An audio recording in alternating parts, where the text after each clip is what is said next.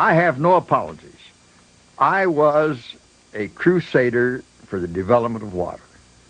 I was the Messiah. I was the evangelist that went out and argued persuasively to develop our rivers and water supplies for the benefit of people.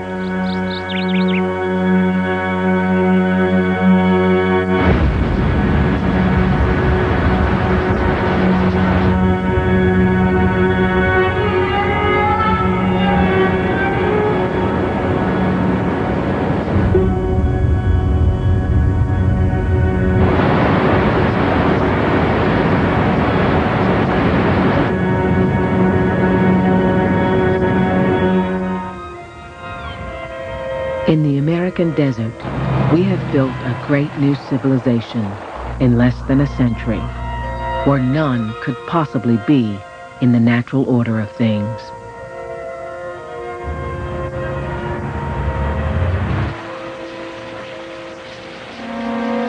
We have made the land wet where it was dry, and dry where it was wet. We have lifted great rivers out of their ancient beds and moved them over half a continent.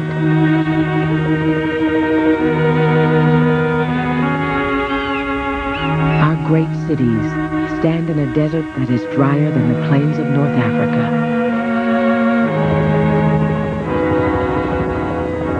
It would all be impossible without the breathtaking manipulation of water. We fought over water, thrived on water, and finally, we engineered the desert out of existence. Next to God, there's water. Everybody is conscious of water. If you head for the river with an empty bucket, you're liable to get shot. So. Can you imagine today an American city acquiring an entire river? The idea of subduing nature has captivated the whole country. Congress cannot appropriate enough money fast enough to build more dams.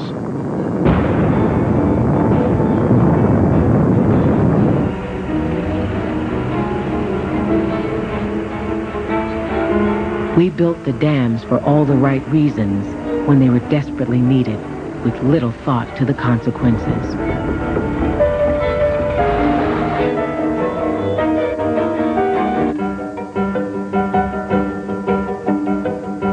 The developing world watched and envied our success. The engineering marvel that is Cooley Dam, inspected by Emperor Haile Selassie of Ethiopia. Supplying water to a population growing that fast is extremely difficult.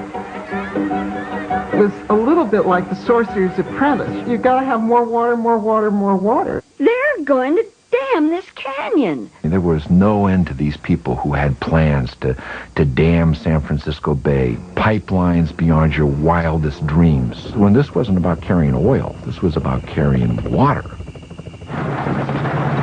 We have forgotten that the natural West is barren and fatally dry, and that our new bountiful West is a fragile construction.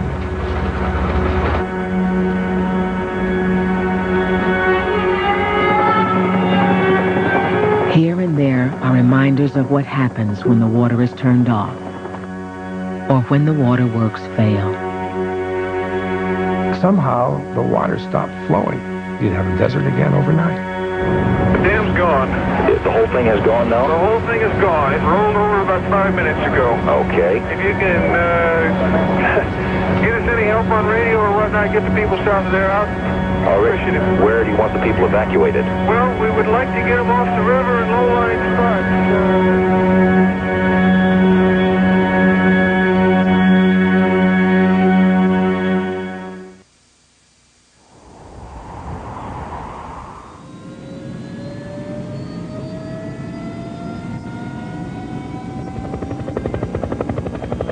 Well, it's 6:22 at 710 Talk KMPC. I'm Dominic with Airwatch Traffic, and I got to tell you, the Jackknife Big Rig in Pasadena has the 210 eastbound in trouble right at Rosemead, where the right 3 lanes are out of commission. The Jackknife Big Rig there, and about a quarter mile slow On the westbound side, almost across the fence from it, right at Sierra Madre. Right lane is blocked with a car fire, so get ready. It's slow from the 605. And how are things in Orange County? Hey, Scott Forrest, good morning. 18, el Ronald Reagan Freeway al oeste, acercándose a la calle Reseda Boulevard, Monte Vista, accidente de 3 autos. 할리우드 프리웨이로 바뀌는 101번 사우스 방향입니다. 할리우드에서부터 시작해서 다운타운에 Bell Street. It's a car that spun out and hit the center divider, and 2 left lanes are protected by CHP vehicles. Use alternate routes such as Laurel Canyon or even Mulholland today.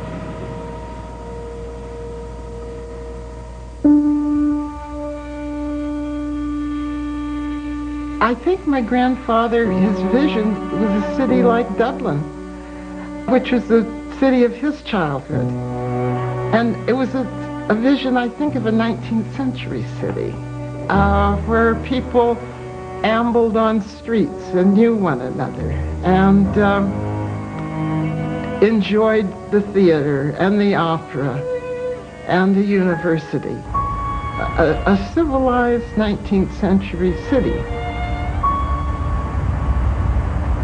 No other Buick dealership in California has been best in its class for 7 years. That's because no other Buick dealership has sold more than 10,000 Buicks in the last 10 years. The list goes on and on. Right now, we do have lots of traffic to talk about, too. First of all, the KABC traffic alert continues. The thing that you have to remember about Los Angeles is it never really had a reason to be there. It had no minerals, no metals, no forests. In other words, everything that any major American city used to develop itself, LA lacked. And above all, it lacked water.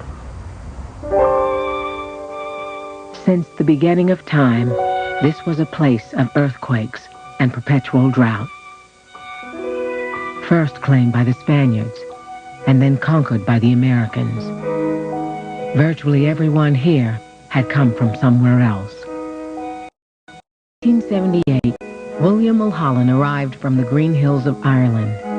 He had stowed away on a sailing ship, worked as a lumberjack, failed as a gold miner, and had walked across Panama to save $25 in train fare. He was fond of one-armed chin-ups and grand opera. Mulholland found work as a ditch digger on the growing town's dilapidated water system. LA was desperate to become a modern city. It had been a backwater for so many decades. But its water system, on the other hand, was pretty much the same old jerry-built thing. A bunch of old water wheels. A falling-apart system. He worked hard, read Shakespeare and hydraulic engineering late into the night, taught himself to keep the entire LA water system in his head, and climbed through the ranks. In 1886, when his boss suddenly dropped dead, William Mulholland found himself superintendent of the LA water system. The little desert pueblo had grown to 100,000 people, thanks to the Chamber of Commerce and a new railroad. And by 1903, LA had sucked dry the tiny Los Angeles River, its only source of water. My mother would tell me these stories of growing up without water. 1 bath a week on Saturday night in a big zinc tub that was dragged into the kitchen and water heated. And Papa got the first bath, Mama got the second, and the kids, and Mother told me, and they were not what you'd call white trash, but she told me she never had a bath in pure, clean water.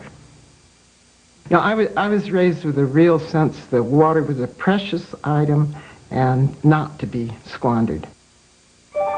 Superintendent Mulholland tried to make Los Angeles live within its means, but growth sabotaged everything he did.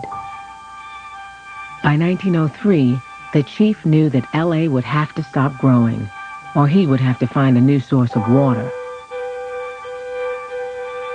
His friend, Mayor Fred Eaton, told him of a great valley 200 miles to the north.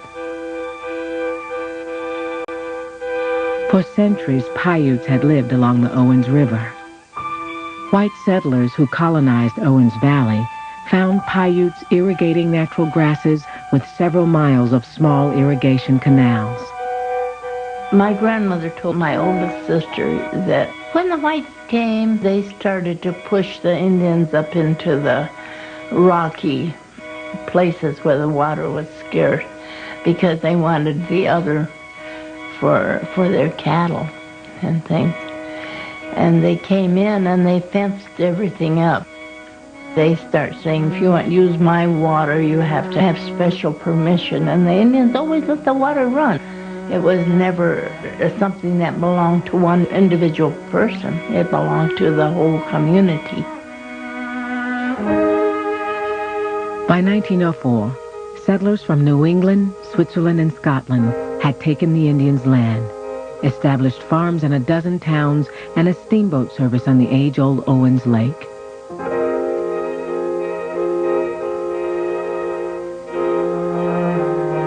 They dug an elaborate irrigation system, diverting the Owens River into hundreds of miles of ditches. Former Mayor Fred Eaton convinced Mulholland to set out northward across the Mojave Desert in the fall of 1904 toward Owens Valley. They went by buckboard, which was the only way you could go. It took them about 2 weeks to get there. I think there was a trail of whiskey bottles all the way out. In 2 weeks, Mulholland and Eaton were on the banks of the Owens River. At certain times of year, in wet years anyway, you can get a little glimpse of what the river must have been like then and how it must have impressed Mulholland.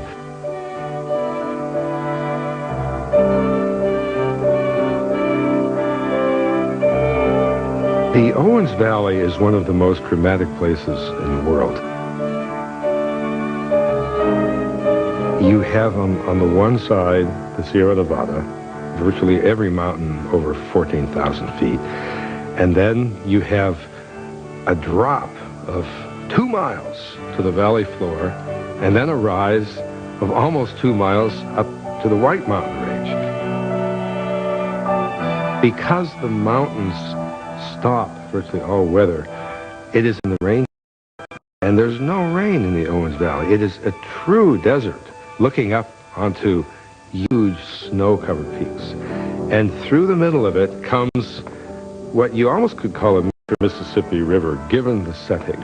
It is so improbable in this harsh desert to see a river that used to be as engorged as the others.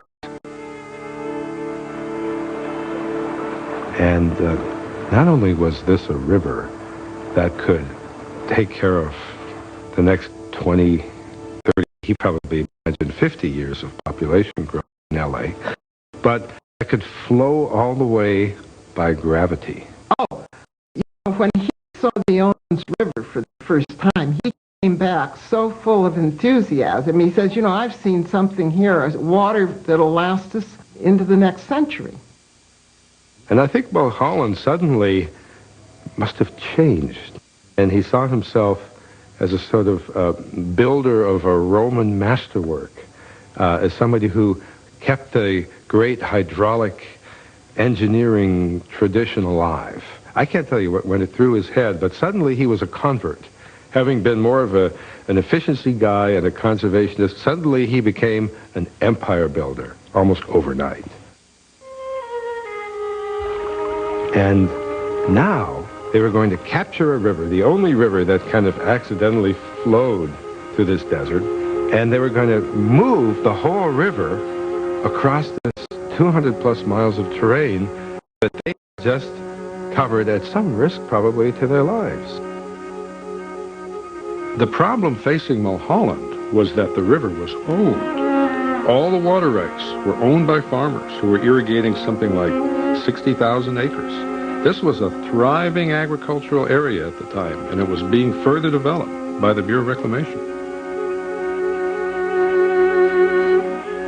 Now, how in the world were you going to wrest that water away from these farmers and the federal government?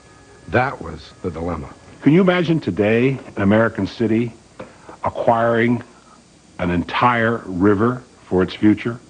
Of course, it goes without saying. It couldn't be done, but it was done then. Posing as agents for a federal project meant to irrigate Owens Valley, Mulholland's men went to the county courthouse. There they convinced clerks to show them deeds, maps, and records of stream flows. Within days, Eaton was quietly buying property and water rights.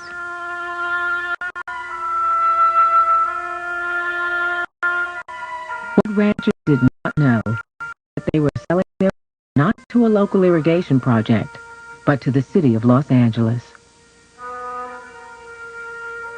Without telling Mulholland, former Mayor Fred Eaton bought the only dam site in Owens Valley for himself. Once the city knew who had the best water rights and who was likeliest to sell those rights, it was basically a done deal. It didn't take very long for them to capture most of that river. Two people who would ultimately benefit and who knew the whole story of this scheme were the publishers of the Los Angeles Times, Harrison Gray Otis and Harry Chandler. They were the big promoters and boosters, but they were sworn to secrecy as this was going on. They did not let the cat out of the bag until they couldn't help themselves. And finally, under a headline that said Titanic Project to Give the City a River, they talked about how the whole thing had gone.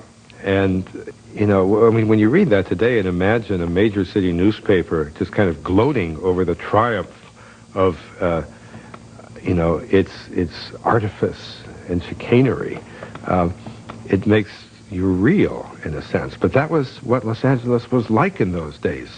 It was, the climate was one of just getting what you want any way you can get it. The Owens Valley paper saw the future differently. The still-secret aqueduct route would pass through the San Fernando Valley on its way to L.A., and someone was buying up near-worthless land in the San Fernando.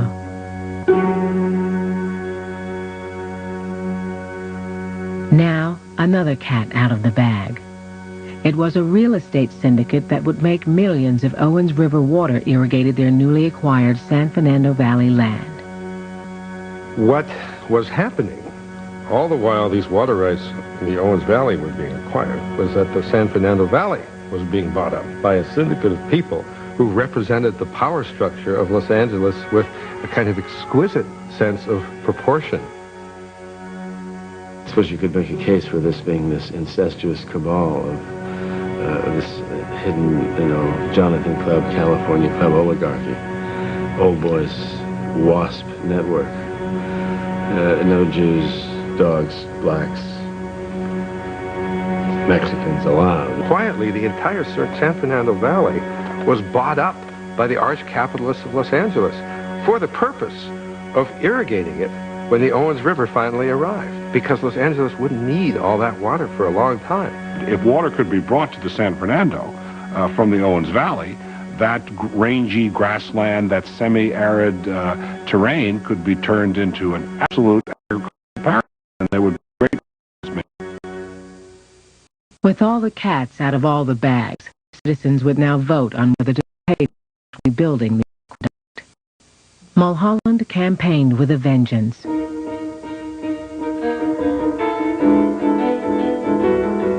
Opponents spread rumors that he was secretly dumping water at night to create a shortage. But in the middle of a drought, with the temperature climbing toward 105, the people of L.A. voted 10-1 to pay for Mulholland's aqueduct, to bring them the river they had just purchased.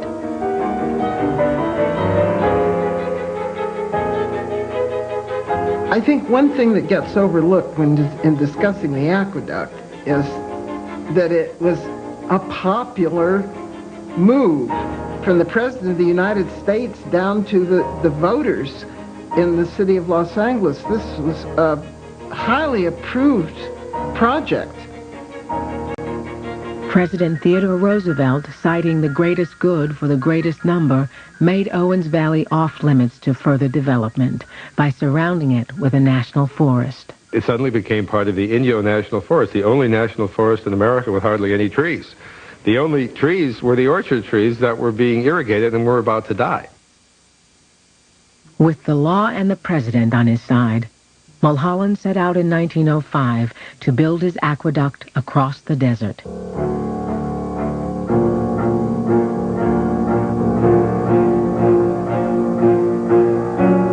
was a great drama. It was a great epic drama, the building of that aqueduct.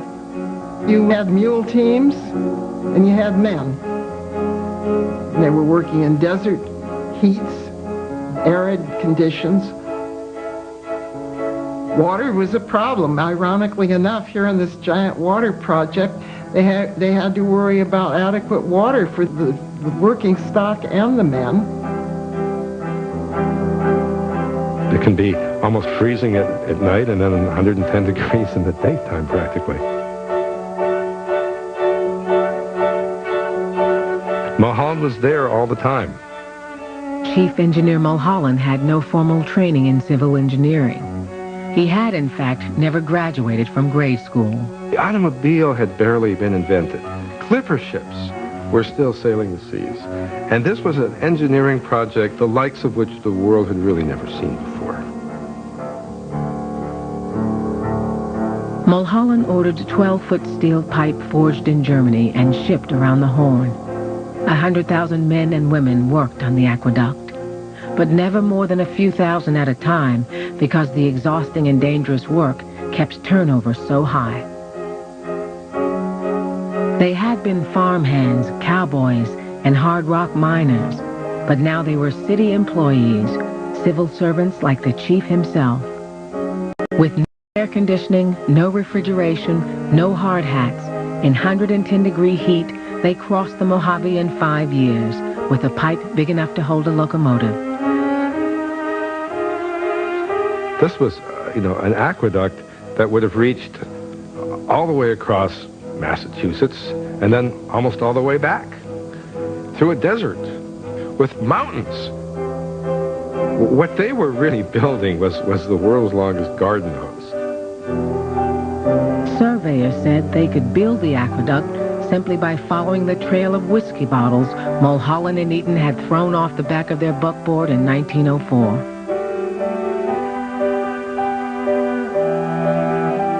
In the end, the chief and his lieutenants finished the job under budget and ahead of schedule.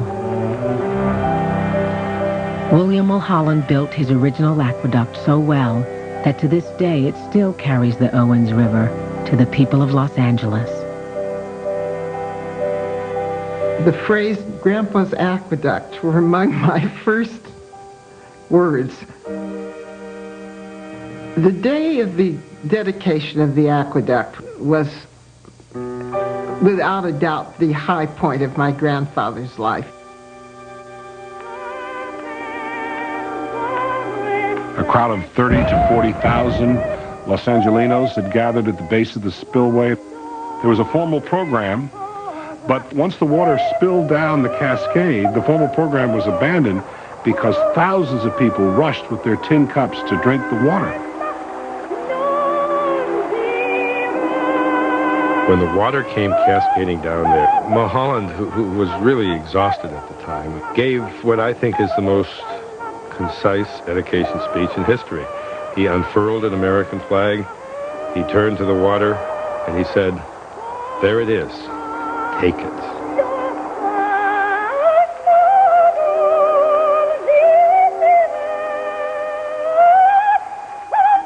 Based on Mulholland's predictions, it was 4 times more water than Los Angeles could use.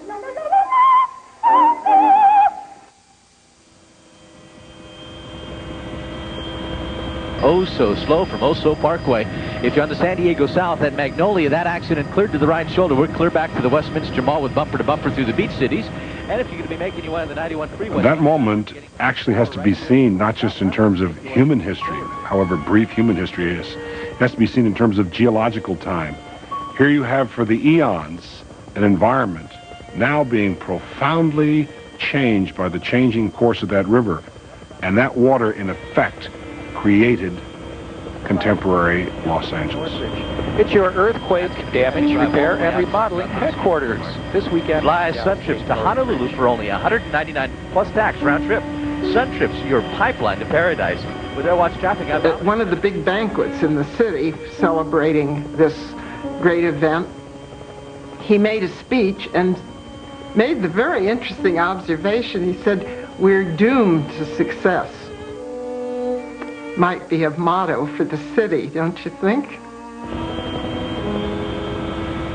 When water came after 1913, it prepared for an absolute golden age of building and construction that lasted through the 20s and through the 30s.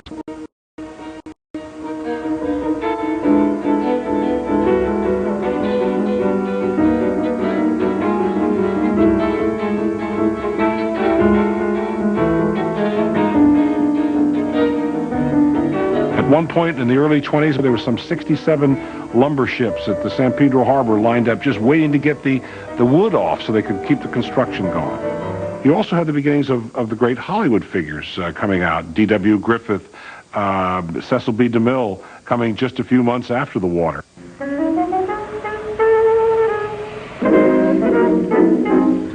At nowhere, as you move through Los Angeles, were you not in the presence of lawns, hedges, palm trees. Great palm trees which sway above Los Angeles now like nodding giraffes are taken as the signature of the city. Palm trees were not native to the region. They were planted by the hundreds and the hundreds in this era. Here you had a semi-arid region where coyotes roamed, where tumbleweed was blown by the wind, which in a very short time was turned into arguably the most exquisite invented garden in history. Now, if you link that with the adjacent citrus groves, which were still in full bloom in the teens and the 20s, I wasn't there, but it must have been wonderful. You had a general sensibility at that time of turning the desert into an Eden. Charlie Chaplin and Aldous Huxley came from England, William Faulkner from Mississippi, Frank Lloyd Wright from Wisconsin. Everyone came from everywhere.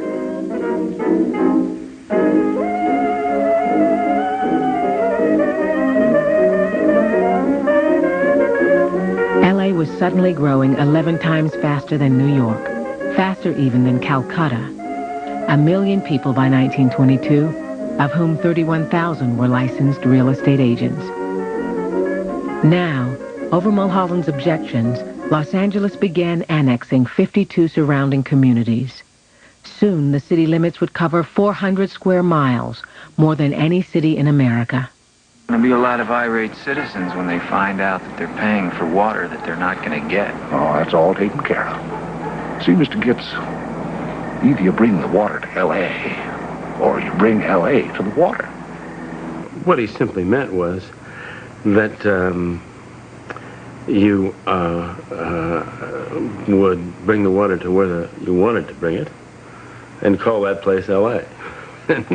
and therefore you could get Los Angeles taxpayers to pay what in effect were a cabal of real estate speculators to have the city pay millions of dollars for them to pump water down to land that was not in fact part of the city, and then cause them to vote that as part of the city, and thereby increase the value of that land which they had purchased and held 1,000-fold.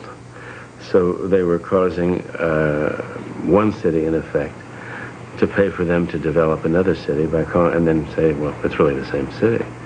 As the Owens River was finally being relocated across a quarter of the state of California, it became immediately obvious that there was way more water than Los Angeles needed. And so, because the water was coming into the San Fernando Valley, it ended up irrigating the San Fernando Valley. It was basically an artificial imported river for agriculture there, rather than the agriculture that had been essentially put out of business in the Owens Valley. The syndicate's arid tracts in the San Fernando Valley blossomed into orange and lemon groves, peach orchards, fields of winter tomatoes. By 1920, LA County was the most productive farm county in America.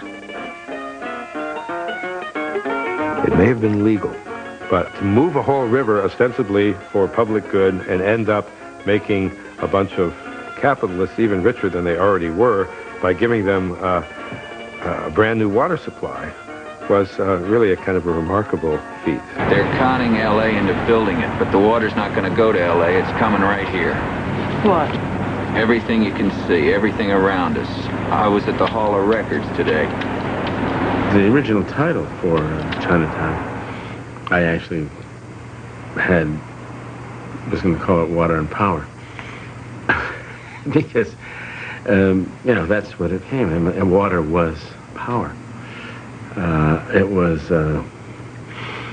was money.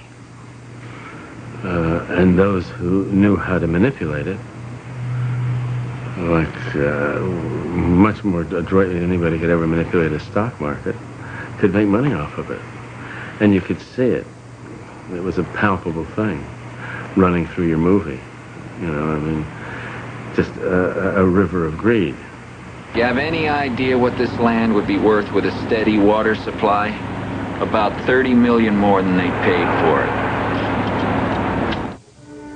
The syndicate began plowing under their newly developed San Fernando orange groves for tract homes, advance guard of the largest subdivision in history.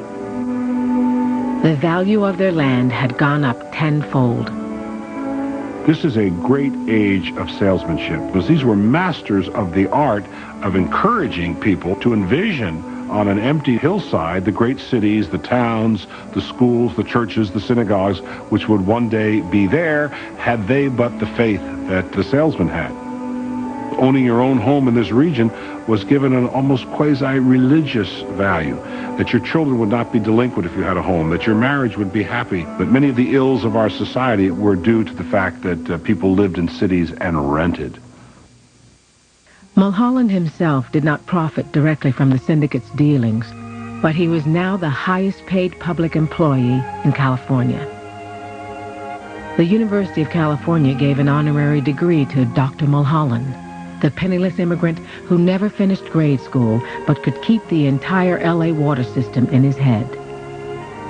L.A. now had a Mulholland School, Mulholland Dam, Mulholland Reservoir, and named its new winding scenic drive the Mulholland Highway. Every kid in L.A. it's one of the first names you learn when you hit when you're old enough to get a junior operator's license, because that's where you park your car to make out, you know. So you know that's one's association with Mulholland. That's where you took your girl. The men in the family, that was a staple of conversation, waterworks. There was always a dodge to get the family to go out. It was usually easy to see the wildflowers in the spring, but it somehow always ended up that we were standing in front of some big turbine or waterworks, and with the men discussing all of this the way, you know, I'd discuss Impressionist paintings with a friend at the county museum. The city, which never had a reason to be, now had 1,000 oil wells, its own automobile and airplane factories, and before long, 90% of all the world's movies would be made in L.A. The imported Owens River allowed the city to expand at 3 times the rate Mulholland had used in his aqueduct calculations. He wasn't a prophet. He couldn't foresee that L.A. would grow the way it did. And that's what upset a lot of the balance. A citizens committee tried to nominate William Mulholland for mayor. He said he would rather give birth to a porcupine backward than be mayor of Los Angeles. It was a scramble. I mean, the city kept growing, and the Chamber of Commerce kept booming, and there were all these marvelous come-ons from to the railroad companies and from the Chamber of Commerce. And he used to joke and say that he thought the only thing that could stop L.A. from growing was to kill Frank Wiggins. And Frank Wiggins was the president of the Chamber of Commerce, who spent his lifetime booming L.A. all over the country and encouraging more people. And so it was a little bit like the Sorcerer's Apprentice. You start the process going, and you've got to have more water, more water, more water. And you, the father of the city's water system, are supposed to continue to provide this water. It's a terrible place to be. And you've got to be ingenious and inventive and come up with new ideas for getting water. Now there were 60,000 realtors. The Chamber of Commerce sent millions of promotional brochures to the Midwest and New England, to Guatemala City and Paris. Only 10 years after Mulholland finished his great aqueduct with a fourfold surplus, L.A. was running out of water, and he was pondering new sources: the Colorado, Mono Lake, or the Sierras. Maybe the best example of the metamorphosis of Mulholland into an obsessive water seeker was described to me by Horace Albright, who was back in the 20s the superintendent at Yosemite National Park. And he was at a banquet table with Mulholland, and Mulholland started waxing eloquent about how beautiful the valley is.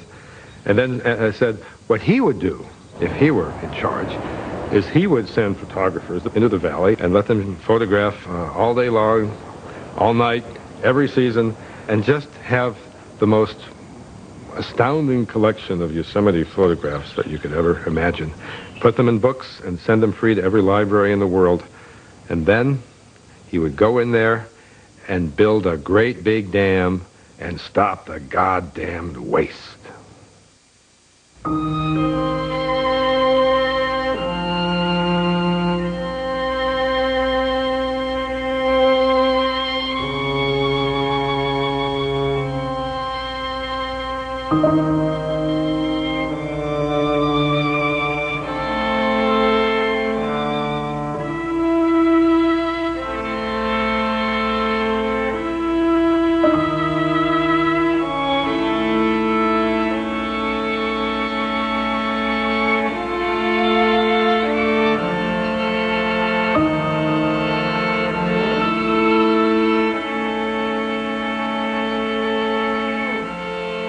Just to the north of Yosemite lay John Muir's beloved Hetch Hetchy Valley. Here, LA's rival, San Francisco, was in fact planning a dam, which would soon permanently submerge Hetch Hetchy under 300 feet of water. Owens Valley had in fact gotten off easy compared to Hetch Hetchy. Mulholland's aqueduct had only dewatered the southern half of the valley, leaving the northern towns and farms to flourish during World War I. Well, Owens Valley was an absolute, you might say, showplace. It produced fruit. The people from L.A. would go nuts over to get this fruit from here. I can remember when the sky would get black with flights of duck. This was one of the major flyways. Oh, absolutely black with them. I mean that. The sky would be black, and even for a day or two, or for hours and hours. It was a great time to live up here. It was a very close-knit community, you know. Every Saturday night, they'd keep the Opera House open all night, and they'd show the movie. When the movie was over, they'd push the chairs back, and everybody danced all night. Then they'd have a breakfast, and everybody go home back to their ranches at sunup, you know. Did this every Saturday night, and it was a great time to live in the Owens Valley.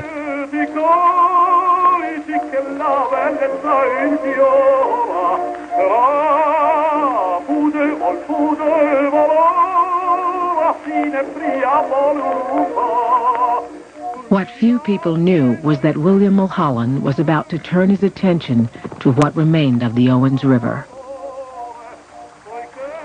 This growing city of Los Angeles becomes like a vampire, making a direct connection to the major artery of the Owens Valley, which is the Owens River.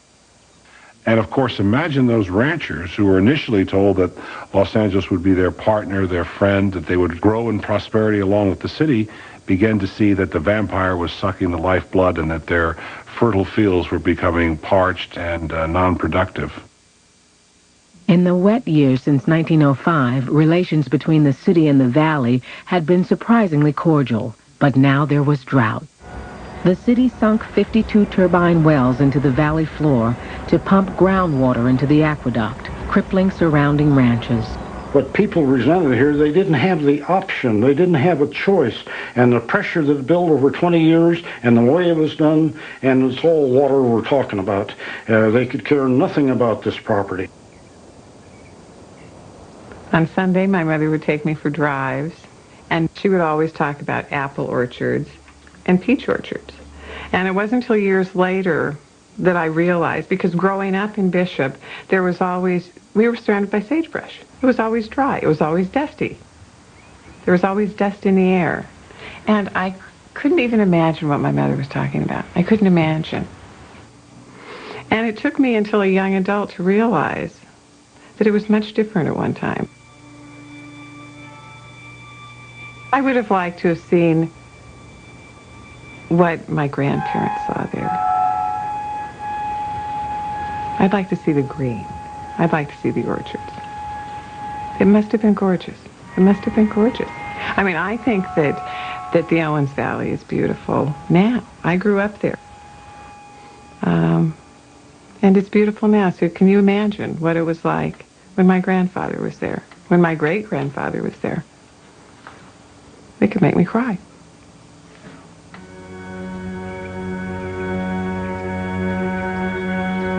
Anger mounted as Mulholland's men cut ranchers' canals. The city bought more land, siphoned off more and more water. Half the crops were gone by 1924. Schools and businesses began to close. Owens Lake went bone dry. Rumors of resistance began to fly. Someone blew a hole in the siphon. And then, just before Thanksgiving in 1924, the local bank president and 100 citizens seized the aqueduct. They opened the floodgates and sent the entire flow of the Owens River down a ditch and back into its ancient channel on the valley floor.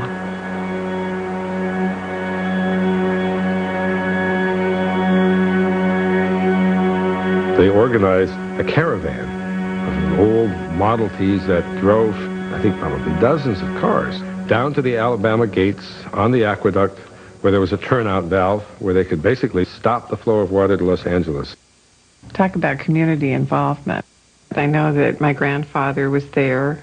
I have spoken recently with my mother's cousin, and she said that she remembers that it was a party, that her mother got her up early and got her dressed up, and she was only 4. So there was that was a great step. And those people didn't move from the Alabama gates. They didn't move. It took a lot of courage. It did.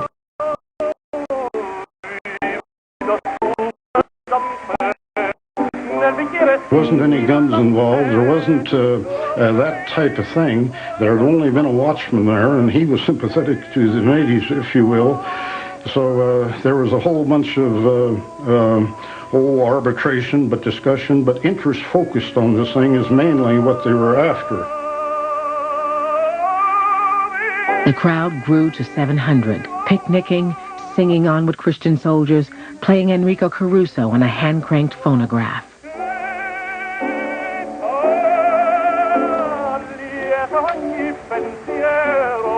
Superintendent Mulholland sent city police to take back the water, but the local sheriff stood between the officers and the citizens.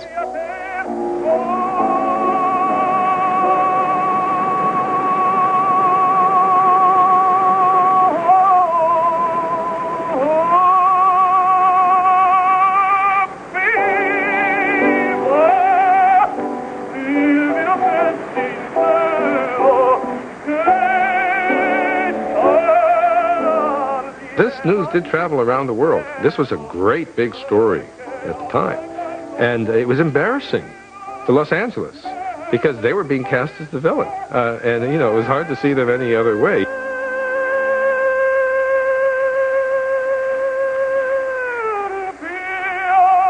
Mulholland saw this as, number one, an instance of civil insurrection, but saw that nothing less than the survival of Los Angeles itself was at stake, and that basically there had to be a cleansing of farmers from that region, that the two communities were incompatible, and that they would have to be bought out.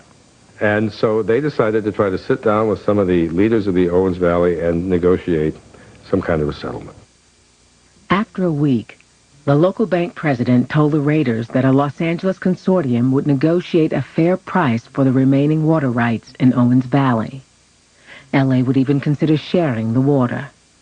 With cheers and congratulations, the ranchers and their families went home, only to learn later that the deal had fallen through. As these negotiations, such as they were, are going on, The city is busily buying more rights, land and water rights, in the valley. Basically buying the whole place up. While ranchers occupied the aqueduct, city agents had secured legal options on virtually all remaining land and water rights in Owens Valley. They bought whole towns, even the county seat and county jail.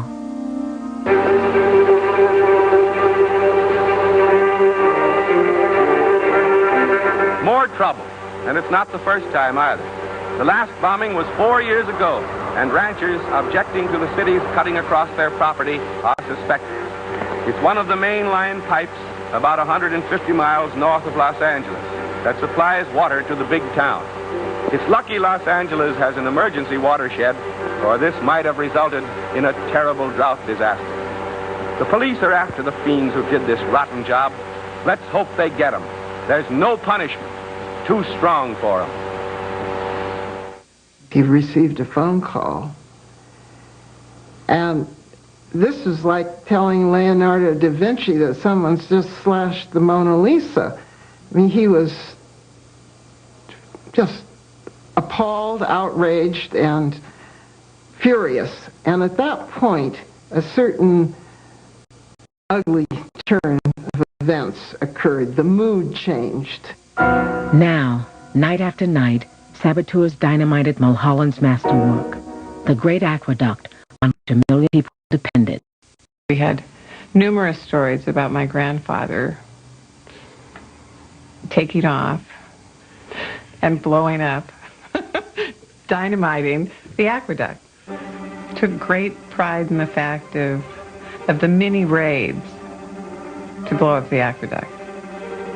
They would go along and dynamite sections, and then they'd go right off back up into the hills. Would camp out for weeks and weeks and weeks. After they had bombed it, they were afraid to come home, and how their wives and kids had to basically hold family and fort together. The city named 3 women and 15 men as ringleaders, but could never win a single conviction. They were heroes, in your own mind. Those guys were great for what they did and everything, but we always thought that we wish we'd been there if we were kids, but... Interestingly enough, then he went on to be a California state senator. So he wasn't a crazy man. He was just a man on a mission and a purpose. Mulholland and his colleagues said, look, this can't go on. You're threatening the water supply for a great city, and this is criminal. And they sent machine guns up there, and it stopped. Trainloads of them were going up to the Owens Valley and basically imposing martial law. There were searchlights and floodlights up and down that valley, sweeping across the aqueduct all night long. Mulholland sent 600 heavily armed police to secure the city's water supply, backed by the full force of state and federal law endorsed by the Chamber of Commerce. As Jean Lenoir said, everyone has his reasons. And I'm sure he had his reasons, and he justified it because he had to. I can see how it would have been very easy to get carried away by powerful men saying, see what you can do for the city, what a great man you'll be. When I was a kid, he was a bad guy. He was the guy with the black hat. We all hated him, and we all talked about him a lot. We know what an evil guy he was, but he had a fantastic vision, but he didn't care who he stepped over to get it. He didn't care what happened to the Owens Valley. I would say that when I was a little girl, it was not good to be a Mulholland in Owens Valley, and I was never taken there. And my folks, if they should chance to travel, my mother told me they always registered at a hotel using her maiden name, because we were just not well liked in Owens Valley, and it was not a good name to carry. Well, Mulholland was a very honest man, because he said that everyone in Bishop was a son of a bitch, and that there wasn't enough pine trees to hang the natives on, which they deserved. Whereas the rest of them, they went with a protocol and with devitation and so on, but not Mulholland. He knew that it was vain hope. I mean, to think that they could go back. I mean, the water had been taken. It was the fait accompli. There was no turning back. Owens Valley was not going to be reverted back to what it had been in 1905. That deed had been done. Somebody did put up a sign then that said Los Angeles city limits, way out in the Owens Valley, as a kind of a bitter joke. It was really then that everyone knew William Mulholland had triumphed. He had won. The valley was really his. Before long, city bulldozers began knocking down farmhouses and filling in irrigation ditches. Well, first we had the valley. Then the settlers came in and took it away from us. Then the city of Los Angeles came in and took it away from them.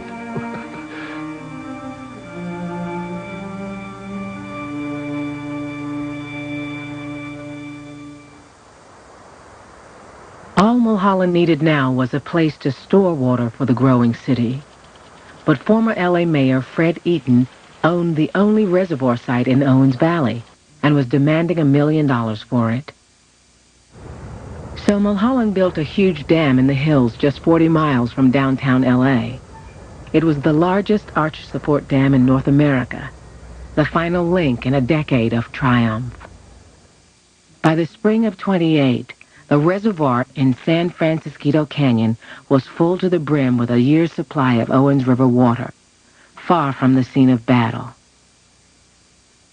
On March 12th, workers noticed a small leak on the north side.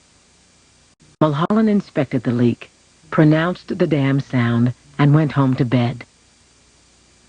My grandfather was awakened from his sleep with a phone call saying the dam had gone out. And his first response as he stumbled toward the phone was, "Oh, please God, don't let people be killed."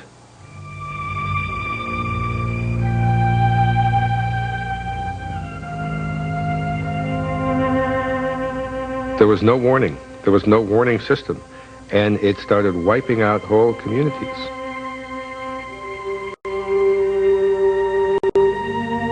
You had so much water in that dam that there were 1,000-ton blocks of concrete riding the crest.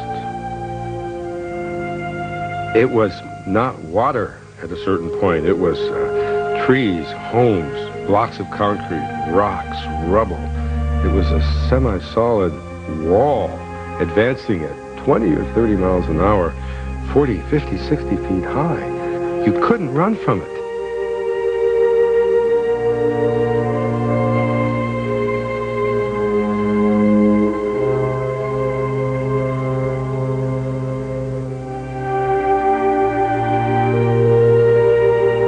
I was 5 years old when the St. Francis Dam broke. And with my limited perceptions, I realized some dreadful thing. It was like bringing a dark curtain down over a lighted area. My father took me, my father was stunned, and he took me in the car. My mother was not well at the time. And we drove up to the dam site. And on the way up, he taught me how to say San Francisco Canyon. And we rehearsed it over and over as if it were some kind of a catechism lesson. And what it did for me was imprint that name forever in my mind as a scene of some terrible fate which had befallen our family.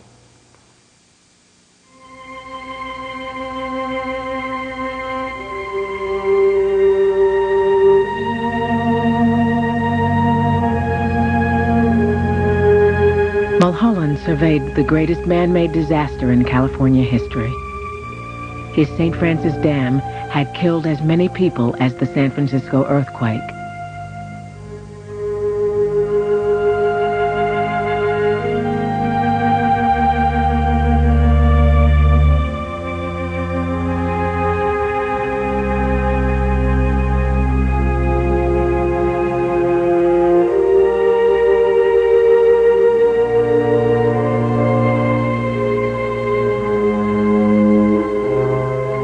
I've always been moved all my life at the pictures that were taken of him the morning that he went up and surveyed the ruins of the dam failure. It's like looking at the most stricken human being I have ever seen. It's a dead, stark look on his face as he stands amid the rubble of something he had created. It was an engineer's most horrible fate any engineer could have, to build a structure that fails and also kills.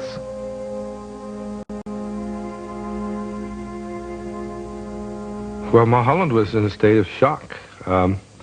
He made an initial effort, really, it wasn't much of an effort, to blame the whole thing on dynamiters, which was the term he now used generically to refer to anybody in the Owens Valley. But it was soon very obvious that the dam had failed by itself, and nobody had sabotaged it, and that Mulholland had paid a visit to the dam just hours earlier and said the dam was fine. So his reputation, which he had been a god figure in Los Angeles. Mulholland went from being the father of the city, the founder of the city, to standing possible indictment.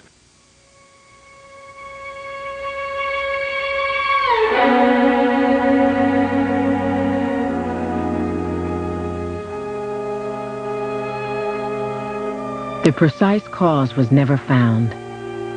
No criminal charges were ever filed, but the coroner's jury held William Mulholland responsible.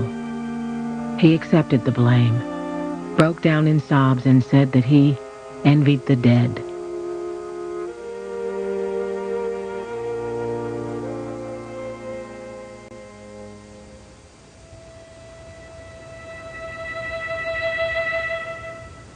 They kept slowly taking away the water from the canals and the ditches and everything, and slowly but surely, they got everything siphoned down, and so the land, the trees, and the old farmsteads, they all died off, and all the old orchard died off, and they're all gone, and now all the houses are all gone. So they just turned it back into the desert that it was, basically. When we traveled to Los Angeles, we'd watch the aqueduct. My parents would always say, "There's our water. Girls, that water came from the Owens Valley." And as a child, I remember feeling animosity towards Los Angeles. You always knew, you always felt they took our water. Mulholland resigned in disgrace, his real achievements clouded by the disaster and by the suffering in Owens Valley. His plans for still greater aqueducts lay on the drawing board, but to the people of L.A., he was an embarrassment. Officials began referring to the Mulholland Reservoir as the Hollywood Reservoir. Owens Valley was history, but fantasy and folklore lived on. The myth of rampaging bullies destroying a paradise, gallant ranchers defending their homes. These gentlemen bring word from the Capitol. The New Oak Valley has been condemned. Condemned? What do you mean? It seems that Metropole City needs more water and power. So the state has decided to build a dam across Cutstone Canyon and turn the valley into a reservoir. Just let them start trying to build a dam around here. The state authorized me to build a dam. And it's going to be built whether you like it or not. Take it easy. You don't know the kind of people you're dealing with, mister. But he'll find out.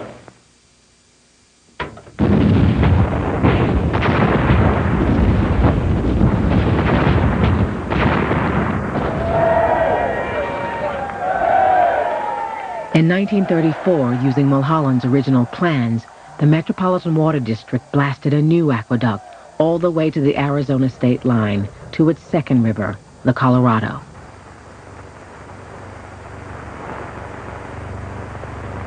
Unless we take immediate steps to bring in water from an outside source, the people of Southern California will be up against a serious water shortage. But we're fortunate in having within our reach a water source capable of supplying our needs. This source is the Colorado River. Dickerson, Gibson. The governor of Arizona deployed his state militia to the river's bank to stop Los Angeles from taking Colorado River water. Here, Evans, here, Garrido, here. It was to no avail.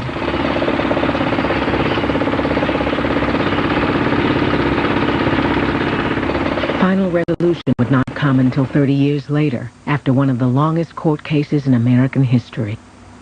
On the day when the waters of the Colorado River rushed through this aqueduct, the greatest engineering feat of its kind ever accomplished will take its place among the wonders of the world. It is a wonderful thing to contemplate this new conquest of the great Southwest, where everything that man desires is present, everything except sufficient water. With sufficient water, we can be assured of a great and a stable civilization. Wow, what a day. I'm afraid we're going to be busy. Hi, Greg. It was a high-speed pursuit earlier this morning. They have the San Bernardino westbound on and off ramps at Atlantic closed down because of a police investigation. Bumper to Puente. Buenos días, amigos. Aquí estamos en nuestro traficóptero 1540 y en estos momentos hemos visto que... Llega a Los Ángeles en 11 horas.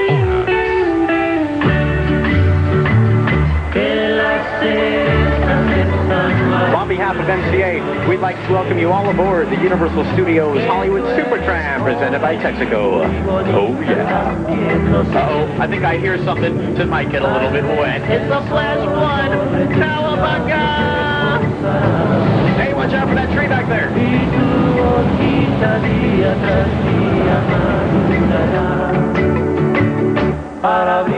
He brought enough elements together, water, population, wealth, so that Los Angeles was now almost condemned to grow and grow and grow.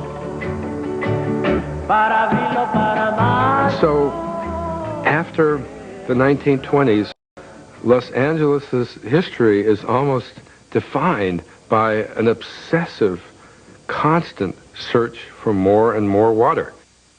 Hoover Dam was authorized in 1928, finished by the mid-30s. Then Mono Lake, which is north of the Owens Valley, was hooked up to the aqueduct and began draining all the streams that feed this irreplaceable natural wonder out there. Mulholland had long had his eye on Mono Lake, 100 miles north of Owens Valley. In 1936, his successors dusted off his plans and pushed the aqueduct north to Mono, seeking again the greatest good for the greatest number. People really shouldn't have any problem with our water system and take it for granted, or the water people aren't doing their job well.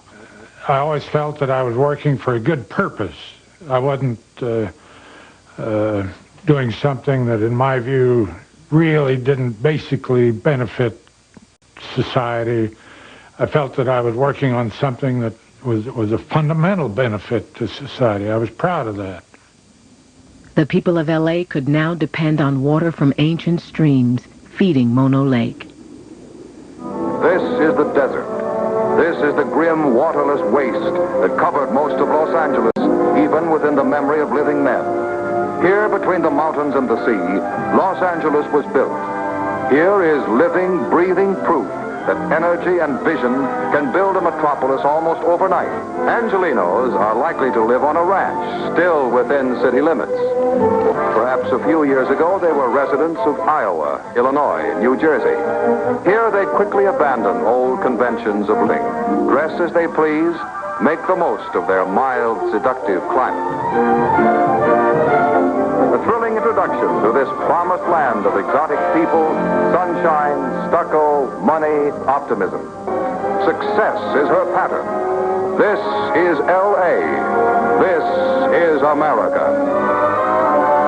The rise of Nazis in Germany and the fleeing of all that talent had the creation of a Euro-Southern California. Otto Preminger, who was, of course, fleeing the Nazis, was at the Hillcrest Country Club, and people playing cards, and people were talking, and the two people would start talking in Hungarian.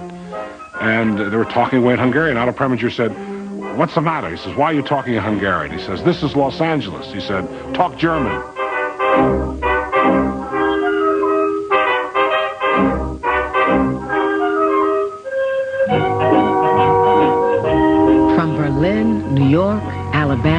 From all over the world, people flooded into Southern California.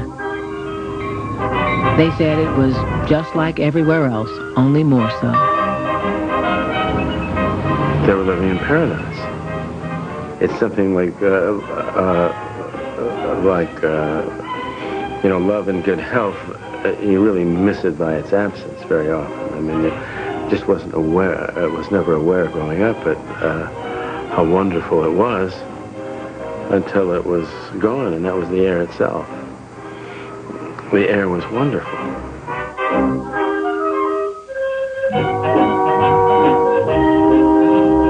If you stop and think about the mean temperature of the climate here year-round, it's probably the most perfect climate to, you know, sort of walk around in with almost no clothing, because the air, you just feel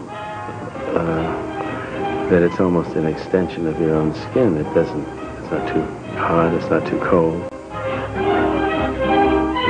The machinery of water acquisition overworked the Owens River, the Colorado, and the Mono Basin. In 1964, the Metropolitan Water District proposed diverting the Columbia River to Southern California. The future had arrived. Somebody finally decided, rather than just go after another source of water every 10 or 20 years, why don't we go to where there's so much water, we'll have enough for 200 years. And where was that place? Alaska.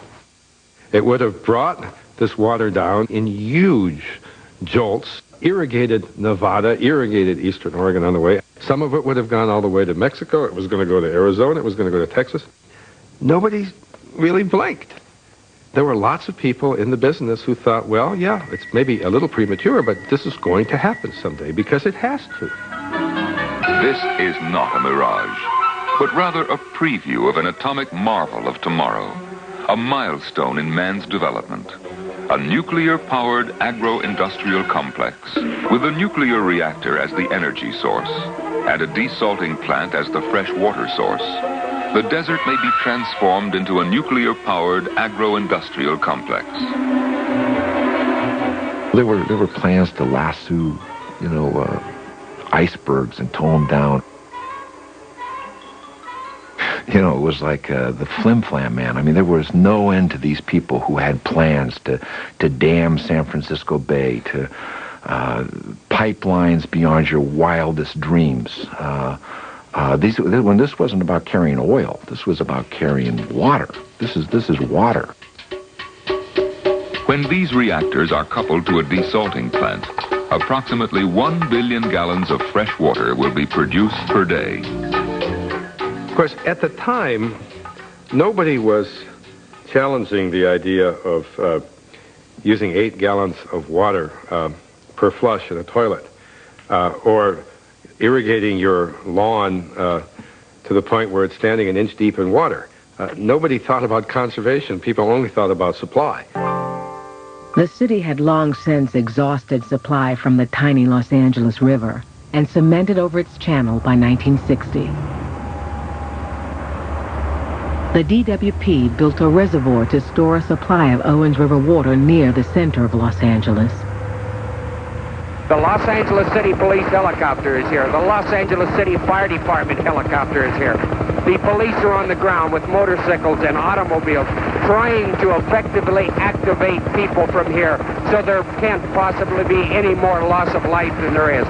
Property, no telling how much property has already been lost. A triangle-shaped wedge tears out of the asphalt and concrete-lined wall of the earth-filled dam of the Baldwin Hills Reservoir, and millions of gallons of water race down the canyon toward the homes below, in the community between downtown Los Angeles and International Airport. Almost 300 million gallons of water in 77 minutes, an incredible disaster.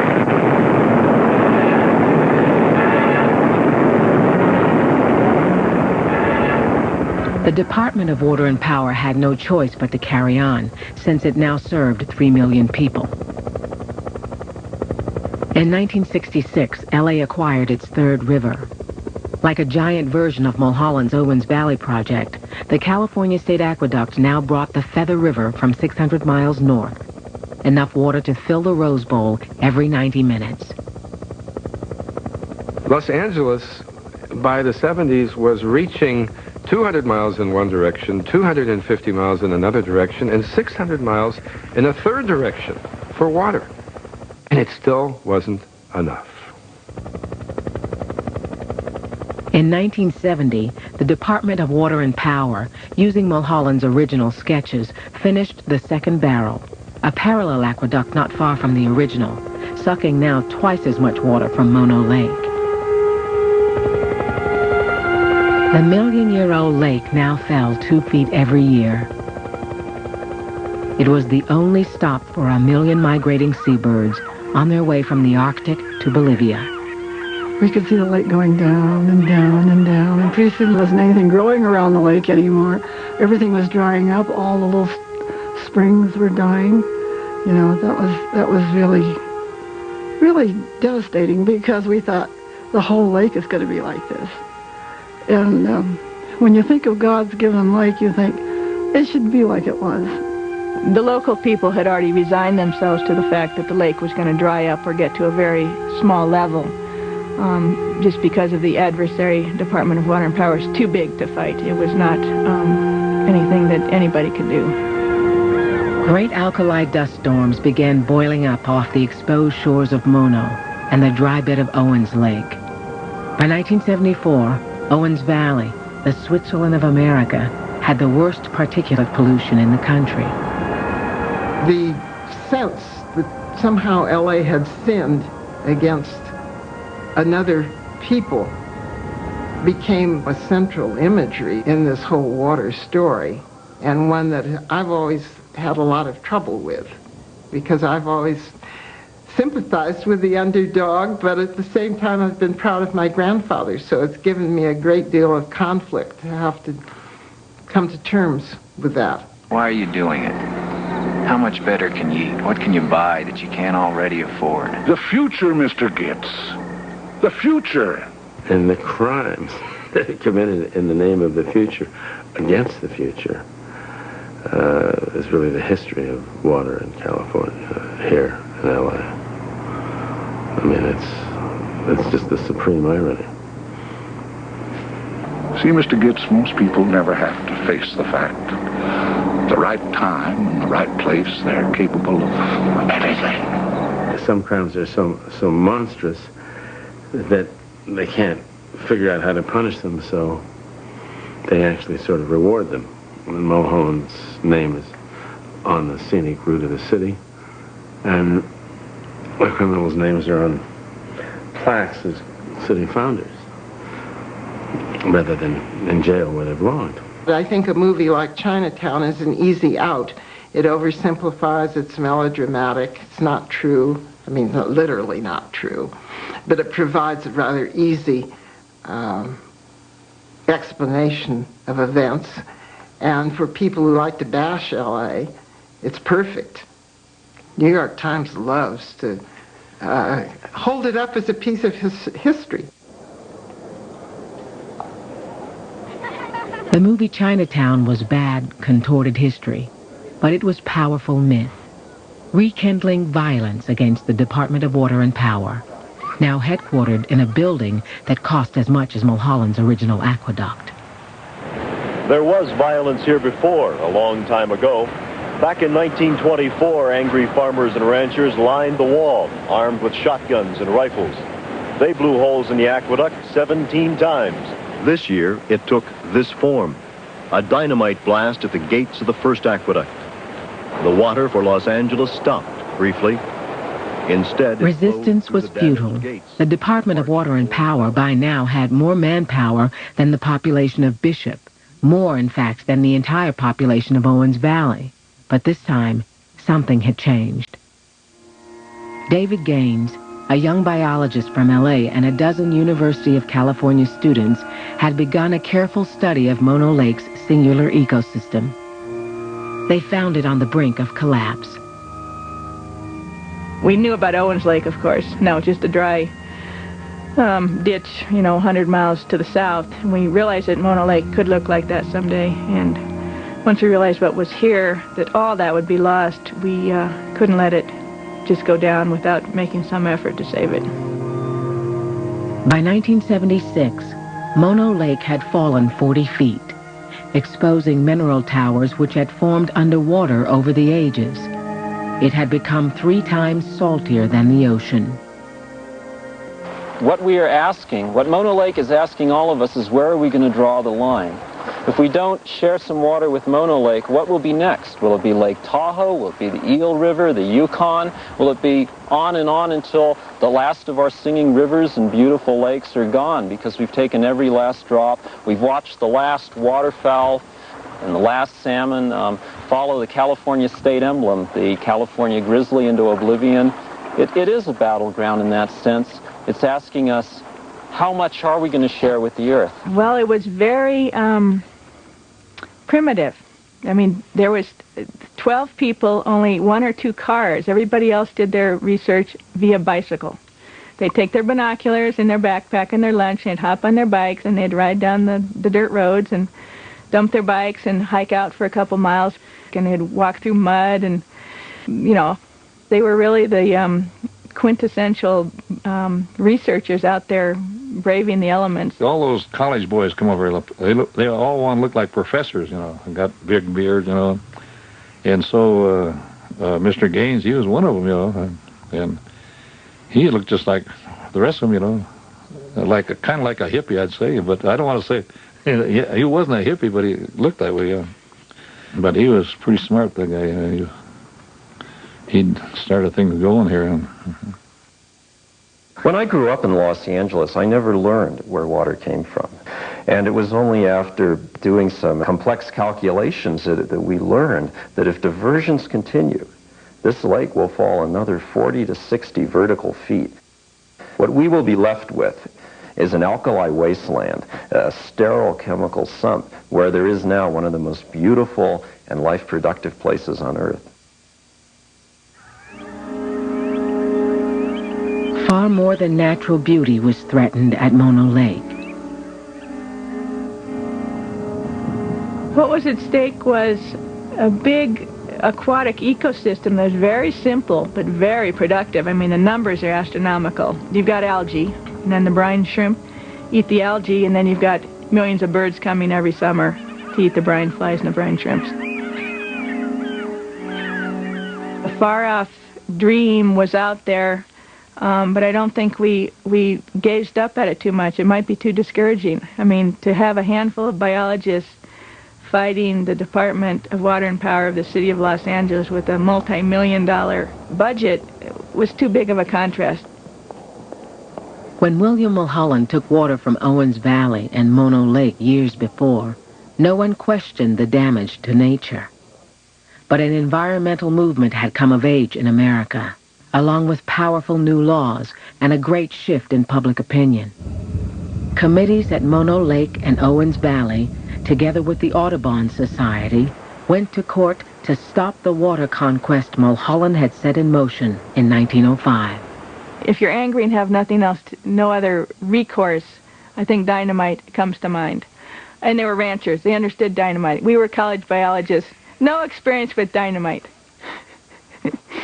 We knew facts and figures, and we knew that we could, you know, we're educated people, and we could probably figure out how to find lobbyists to help us in Sacramento, and how to find lawyers. People were saying, well, ask for a lot, go way high, and then you compromise down with the politicians and the agencies. And we were all biologists, and we kind of said, that doesn't sound right. Why can't we just start with what we know is the truth and just stay there forever? And that's what we did. The courts ruled that drying out the Owens River or streams feeding Mono Lake was not in the public interest. In 1988, the state forced the city to return water to Mono for the first time in half a century. Los Angeles began water conservation on a scale never before seen in America, and now shares the water in a fragile peace with Owens Valley and Mono Lake. One local person said, if you guys save the lake, I'll eat my hat. It turns out that we've saved the lake, and we have the regulations, and people seem much happier. You see water running down the creek, fish in the creek, maybe some of them remember the great numbers of ducks and geese that were down at the lake, and they look forward to that being in the future again.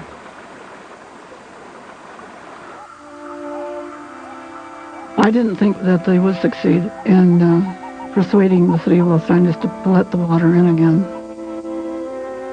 Why did you think that they would not succeed?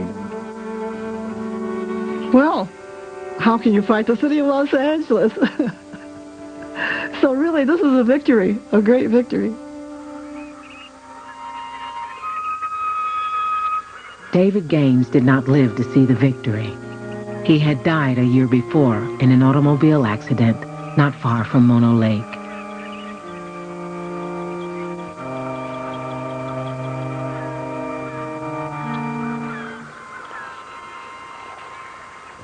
And so finally, the machine that Mulholland had set in motion just kind of began to fall apart. The whole posture of the Los Angeles Department of Water and Power and the city changed. The city negotiated with Mono Lake folks and decided to give more water back to the lake. It gave up on the idea of importing Klamath River water or Columbia River water. I think ultimately it was people's feeling, why bring more water in if it just encourages more growth that forces us to bring more water in? You know, it's a sort of a death vortex. It's the Red Queen in Alice in Wonderland, running faster and faster just to stay in place. And that mentality has sort of died a respectful death. And, you know, if there's an occasional shortage, well, that's too bad. We're in a desert here, and we're not supposed to be like Miami all the time, every day of the year, to infinity.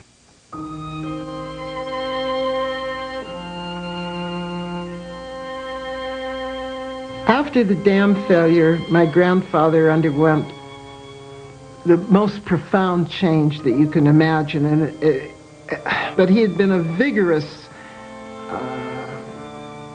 functioning 70-year-old man or 72-year-old man at the time the dam failed. And he simply shriveled. He'd come out to the ranch and he'd sit in the living room with his cigar, and the conversation would go around, and he would just shut his eyes. He would sit there like some kind of a sleeping giant.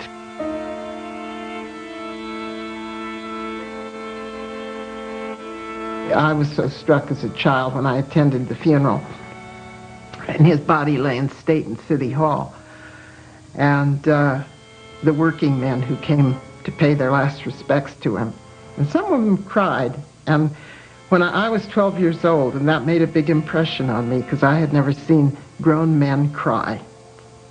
And so I derived from that this was a man who had commanded a lot of love and respect in his day. And I've spent a lifetime trying to jibe that with all the attacks that have been made on him by people who didn't know him.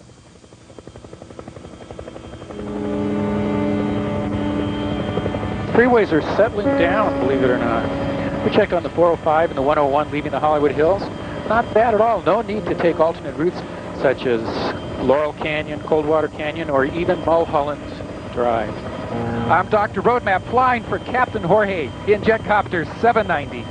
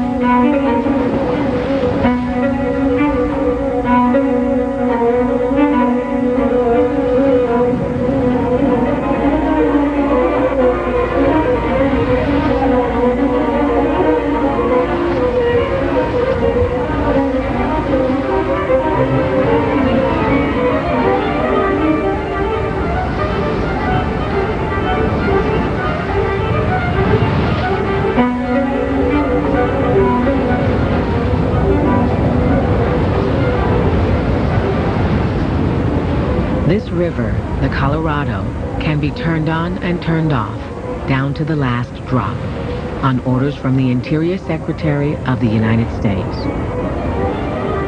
This was the first river on Earth to come under complete human control. The only river in 1,000 miles of desert so hot and dry that men have died from thirst within sight of its banks. Today, 30 million people depend on the waters of the Colorado. This is the story of how that came to be. Las Vegas isn't supposed to be here. No one dreamed there would ever be a Las Vegas on the Colorado River. That in this stark, barren desert, people would actually want to live and develop a community and build a city in it. People don't come to Las Vegas because they've carefully analyzed our water supply. They come here because the economic potential is there. We have the jobs, and we keep building mega resorts on the Strip. I mean, one hotel is 10,000 jobs. And we have a vibrant economy. We pay no taxes. Gaming is footing the bill for us. And we found paradise. You're going to notice a lot of swimming pools as we fly along. I like to think it's out of self-defense. We occasionally have temperatures out here, 120, 125 degrees Fahrenheit. A lot of gated communities and lake communities seem to be the fashion here in the last few years. You're also going to be noticing a lot of new homes under construction. There is now and has been a housing boom going on here in the valley for about the last 6 or 7 years. Las Vegas is only one of a dozen cities feeding on the Colorado.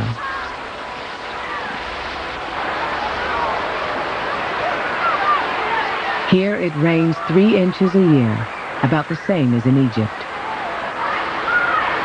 Every week, 1,000 people move to Las Vegas, and each of them will use 350 gallons of cool, clear water every day. Why are you in the desert? You shouldn't even be in the desert. If you people would just send everybody away, you wouldn't have this problem.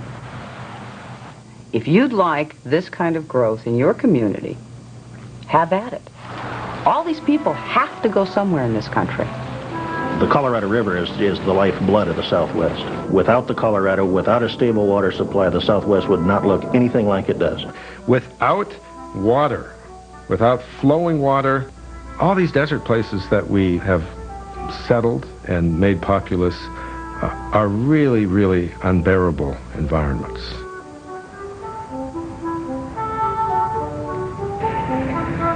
It all began in 1857 when Joseph Christmas Ives ran a steamboat up to the desolate spot where Las Vegas now stands. Stopped by rapids, he said, "The Colorado River shall be forever unvisited and undisturbed," and turned back. But in 1869, John Wesley Powell set off down the mysterious river. His was the last great scientific expedition inside the United States, entering the last part of the West unpenetrated by whites.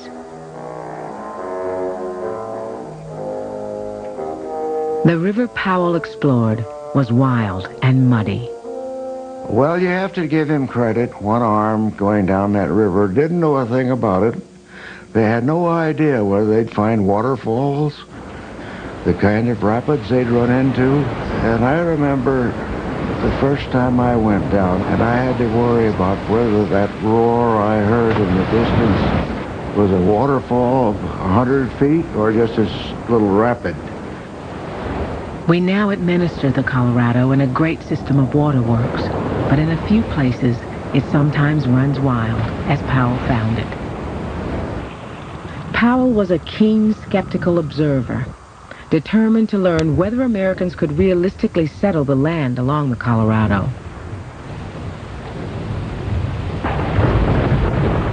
Fed by snowmelt and rare violent storms, it was America's siltiest river and one of the world's warmest. No river on Earth had cut such canyons. The river was tempestuous, willful, headstrong. It would flow at the flow of the Mississippi at low water in a little canyon, really. I mean, the Grand Canyon is huge, but the actual river bed is small. and this river would rise 70 feet. It ran wild for 2 or 3 months every year, and it would get down to a trickle in August and September. The fluctuations on the Colorado River is amazing. It's just not a very predictable river. It was an outlaw river, and we couldn't let it not be regulated. And that's why I think it wasn't just that it was the only significant river in the Southwest, but that it was so willful. This nature that we say we love wild, we really like it quite well regulated. And we went after the Colorado River with a kind of a special vengeance. Powell questioned whether the river could be controlled, whether it could water the arid West, and whether it could be fairly divided. Americans have bitterly debated the Colorado ever since. This year, Reclamation Commissioner Dan Beard is running the river with 30 people, all of whom lay some claim to its waters. Who wants this river? Everyone wants this river. Everyone in the southwestern United States and northwestern Mexico. You know, as you flow down here, it's hard to realize, but this river is really supplying Phoenix, Tucson, providing a substantial amount of the water supply for Southern California, Southern Nevada, provides substantial habitat for all kinds of aquatic life. And, there's a lot of people competing for this river. When I was born in 1912, there were no dams in the Colorado River. It was a wild river all from start to finish. They thought it was all right, I think, for rivers to run to the ocean. That was their idea, and it was probably a good one. There was a cry practically nationwide to control the wild, raging, rampant Colorado River that flooded the Yuma Valley and all the irrigation land down there. Flooded it every year, without question. There needed to be some control structure on the Colorado to stop those devastating annual floods. For all its fury, the Colorado was a small river, only 1/30th the flow of the Mississippi, but it was the biggest river in 1,000 miles of desert. In 1922, Herbert Hoover convened western states to divide the river's water. Half was claimed by the mountain states, where the rain and snow fell, and half by the desert states, where most of the farms and cities would be. Never would such a river be asked to do so much. But the compact reserved no water for Native Americans and little for Mexico. Within a year, Bureau of Reclamation surveyors had located dozens of dam sites.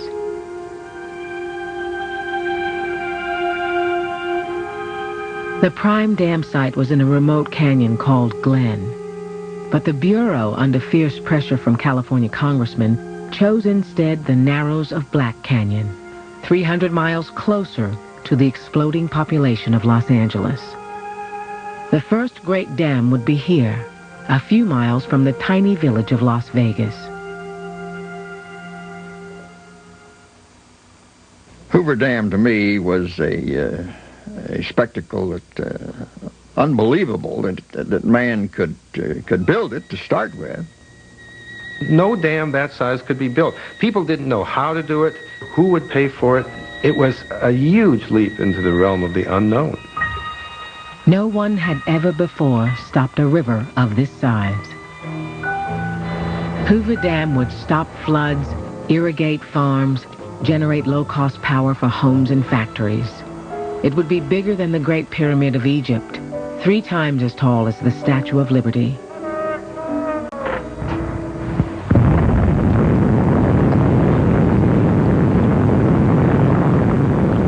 This was a depression like you never saw. And I felt very fortunate that I could come to Boulder City and go to work on Hoover Boulder Dam, whichever one you prefer to call it. Work started here in 1931, and the dam was dedicated on September the 30th of 1935 by Franklin Roosevelt. What do you do with the water in the Colorado River? Well, the engineers of the United States Bureau of Reclamation who designed this dam had worked out the solution to simply bypass the entire Colorado River around to the canyon wall. Of course, the first thing you have to do is get the river out of your way. We made tunnels through the rock. One of the critical times comes when we finally have to get that monstrous river into our tunnels. Get it out of our way so we can get down to bedrock and start the construction of a dam. And the river is not very anxious to change its channel. As you gradually squeeze it down, you can throw the Taj Mahal in there, and the river moves it on downriver. And what a thrill it was when that water gushed through those big diversion tunnels. And we went down through the desert to an overlook, and we could see it being constructed. My father had me up on his shoulders looking out because we were looking down over that, and it was just terrifying but fascinating. It looked like a bunch of little ants, a million little ants running down there, and the huge trucks. Why, they were so tiny. The high scalers, they got $5 a day. If they had guts enough to wrestle a jackhammer up there, $5.60. So when a shot would go off up there, of course the high scalers were cleared out of that particular area where the shot was going to go.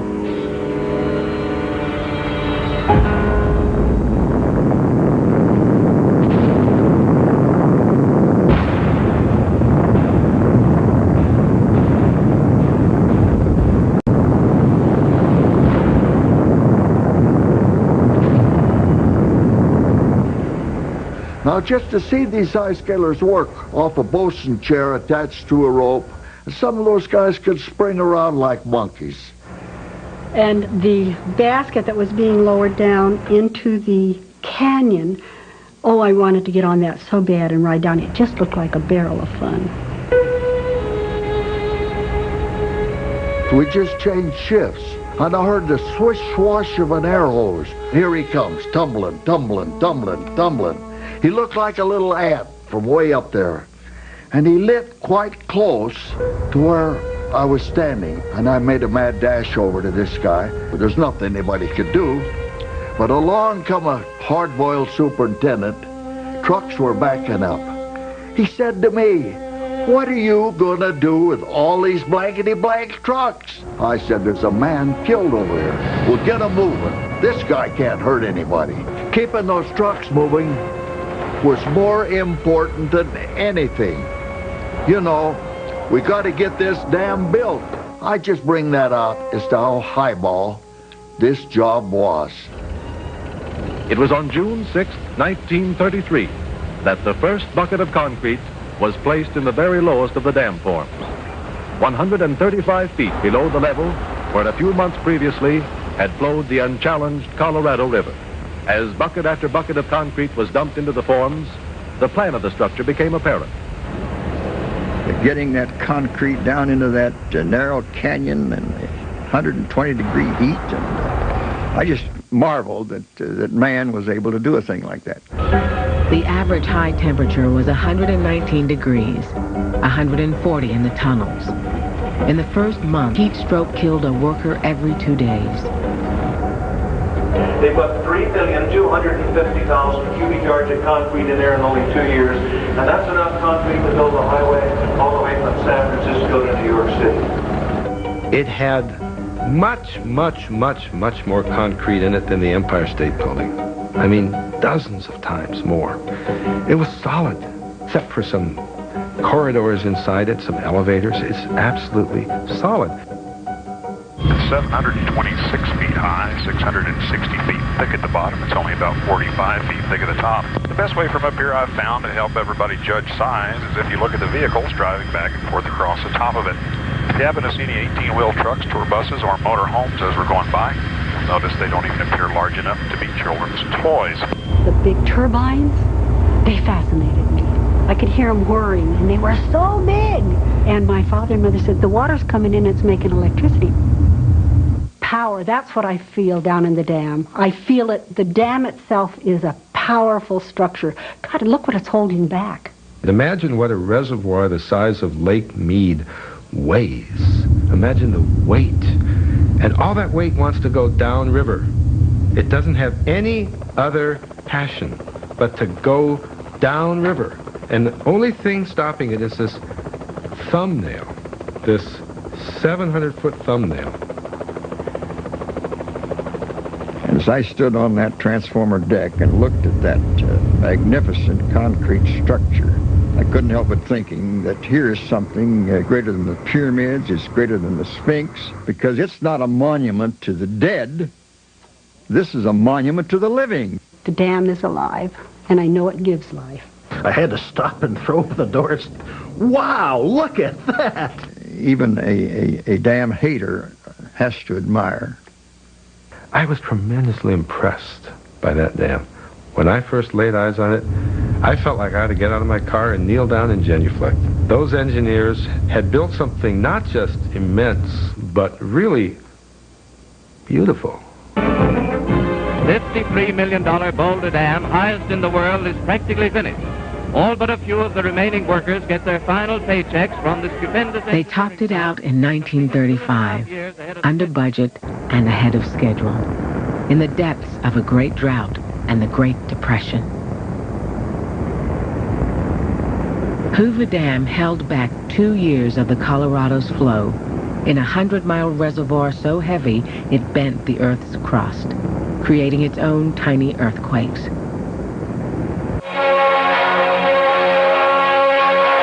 In the name of the people of the United States, to whom you, Boulder Dam, are a symbol of greater things in the future, and in the honored presence of guests from many nations, I call you to life.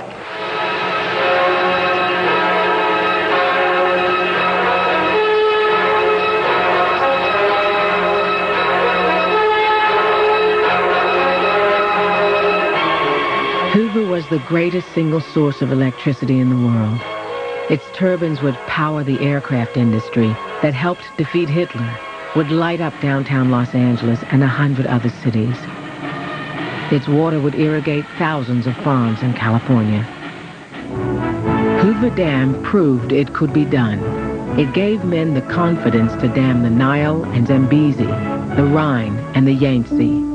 It also gave them confidence to plan dams for every single river in America.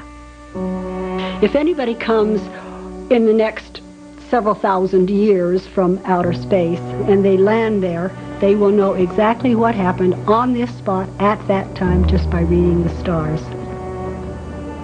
On the edge of Hoover Dam is a mosaic star map. It shows the alignment of planets and stars in the heavens on September 30th, 1935. The day the dam was dedicated. It was designed to last thousands of years.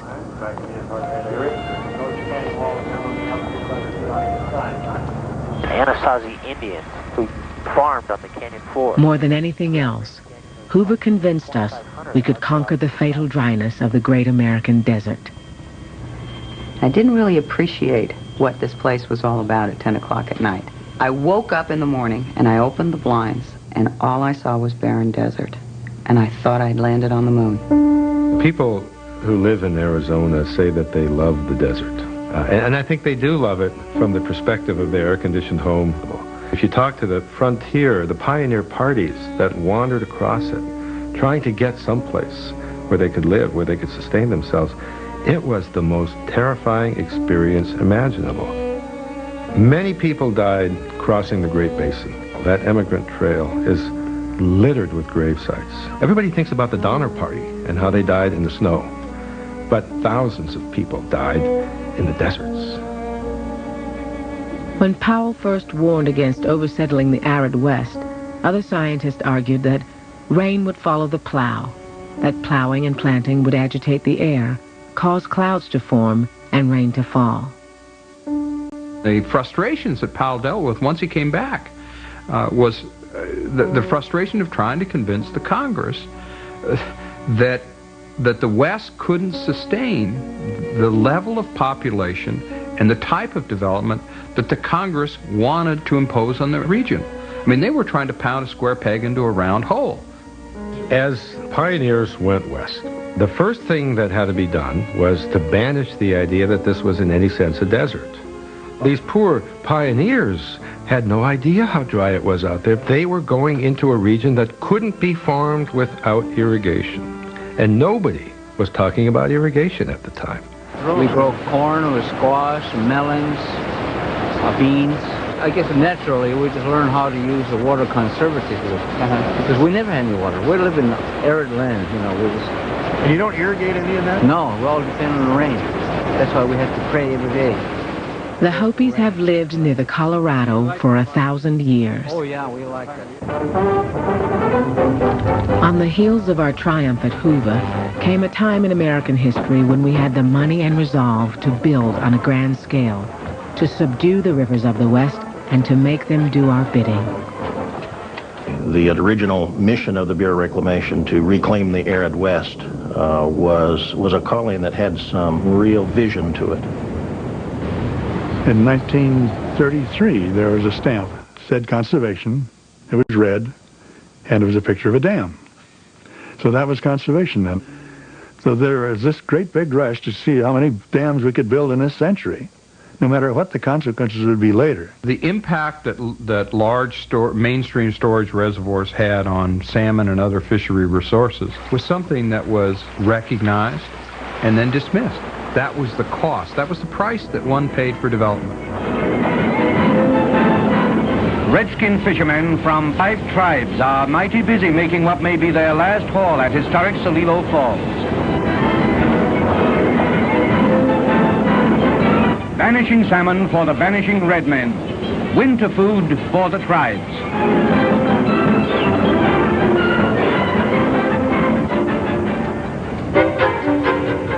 Hydroelectric dams, flood control dams, irrigation dams in California, Arizona, Montana, on the Gunnison, Green, Missouri, and 100 other rivers. Even plans to reroute the Columbia 1,000 miles south into the Colorado. Before computers, environmental impact studies, or federal deficits, we built 1,000 major dams. Over the next 30 years, we engineered dryness out of existence.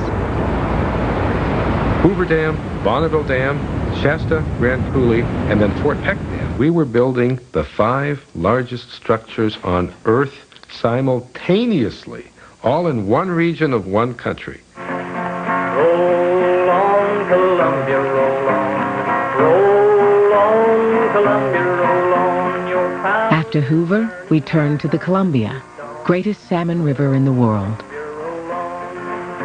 By 1955, we and the Canadians had built 55 dams on the Columbia and its tributaries. On up the river at Grand Coulee Dam. And Grand Coulee was so big that when engineers who worked on Hoover went up there and looked at that canyon and imagined this dam 4/5 of a mile wide and 550 feet high, they said it made Hoover look like nothing. Inspected by Emperor Haile Selassie of Ethiopia. On a whirlwind U.S. tour, he expresses the hope that such a dam might be built in his native country. By 1956, 90% of the salmon were gone, and almost no stretch of the Columbia was not a reservoir. Then, there was unfinished business on the Colorado. In the 1920s, they came down in here and actually did a full trip through the Grand Canyon and identify a whole series of dams that essentially would have backed up the Colorado River in a series of stair-step reservoirs all the way from the Mexico-United States line all the way up into Wyoming and Colorado. The Bureau began work on the dam in Glen Canyon. It would generate hydropower for Phoenix and revenue to pay for other dams, and would submerge 186 miles of canyon. The big dam in the Colorado River, the one with the big capacity, would be Glen Canyon Dam, the 26 million acre-foot capacity reservoir, 186 miles long. That was the big one. That was the moneymaker. It wasn't for irrigation. It was just to make hydroelectric power.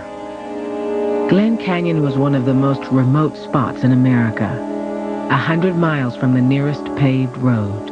Here, Powell found the river smooth and deep, with Anasazi ruins on the banks. Barely 200 people had ever been through the canyon. The first year I ran down Glen Canyon was in 1954. And as we come near Lee's Ferry, probably 15 or so miles above Lee's Ferry, there's marks on the wall. There's something going on over there. There's piles of dirt.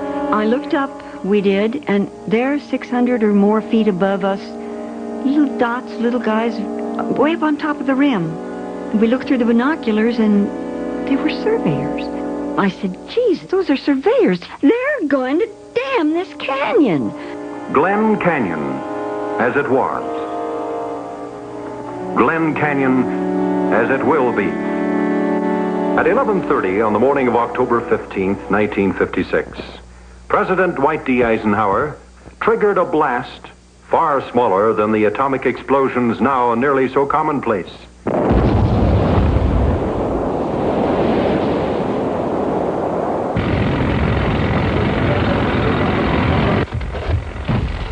Some of the rock scaling had already been done.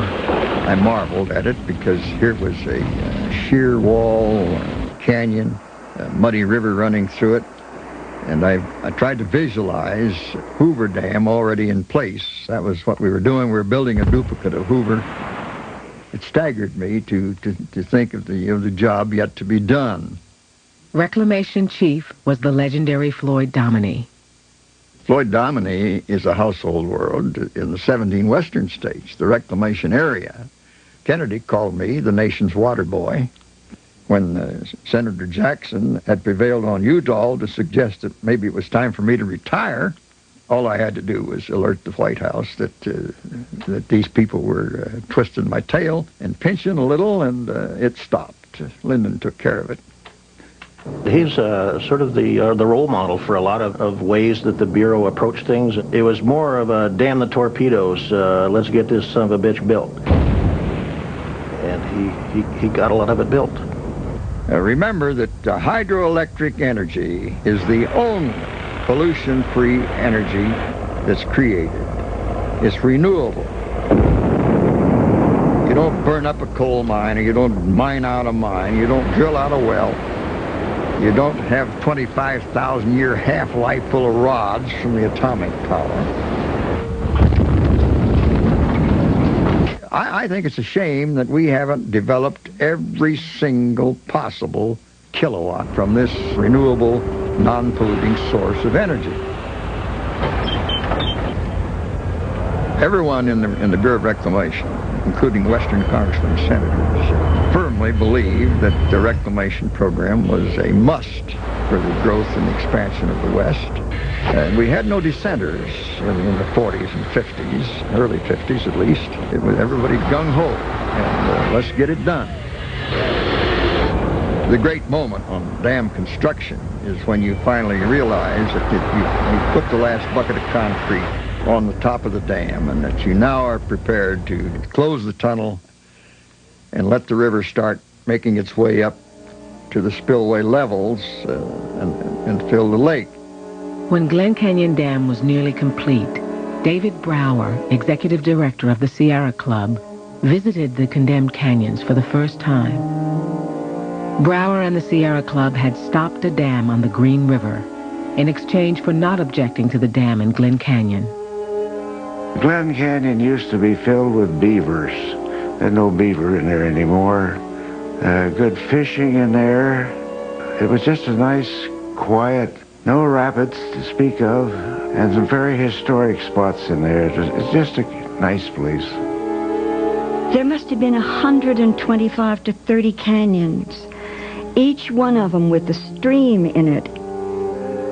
But you walk up this little stream, then you turn left, and suddenly you're in one of the most remarkable places on Earth.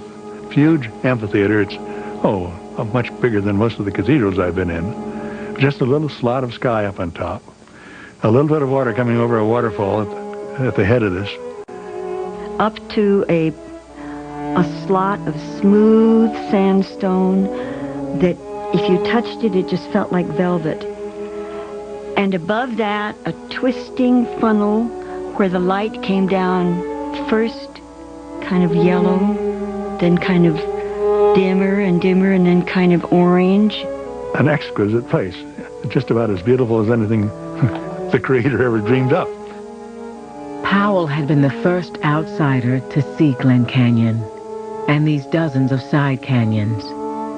Brower would be one of the last. And at Glen Canyon, this was a critical time, and I recall the decision I had to make whether we could close the gates that year or have to wait another year. I'd seen the canyon. I'd seen the side canyons. My family had seen them. I knew what a beautiful place it was. I testified on the lack of comprehensive thinking that had gone into the entire project and came up with very strong arguments for stopping the entire project. But I wanted, at least at the last moment, to appeal to Stuart Udall, and I wanted to get in to talk to him, because that was the last day they were going to close the gates and start filling Glen Canyon. And I got to his office, but never got to see him because he had this other agenda. Of course, all the upper basin states, people and politicians were saying, close the gates, close the gates.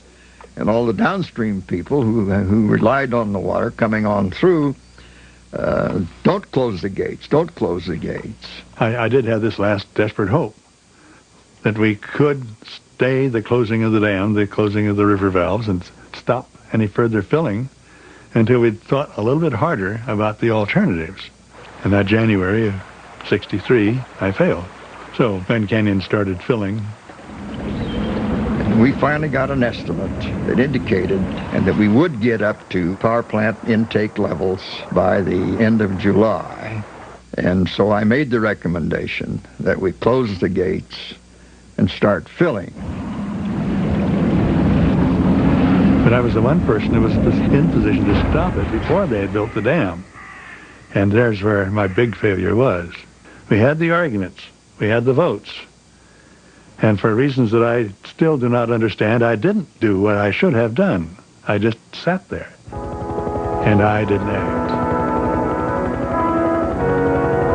And as our plane glided down into this immense canyon landscape, I could see from afar this plug in the river, the place where Glen Canyon Dam stands. As I look around at this incredibly beautiful and creative work, it occurs to me that this is a new kind of writing on the wall. A kind that says, proudly and beautifully, man was here. We're looking down 583 feet, or 175 meters.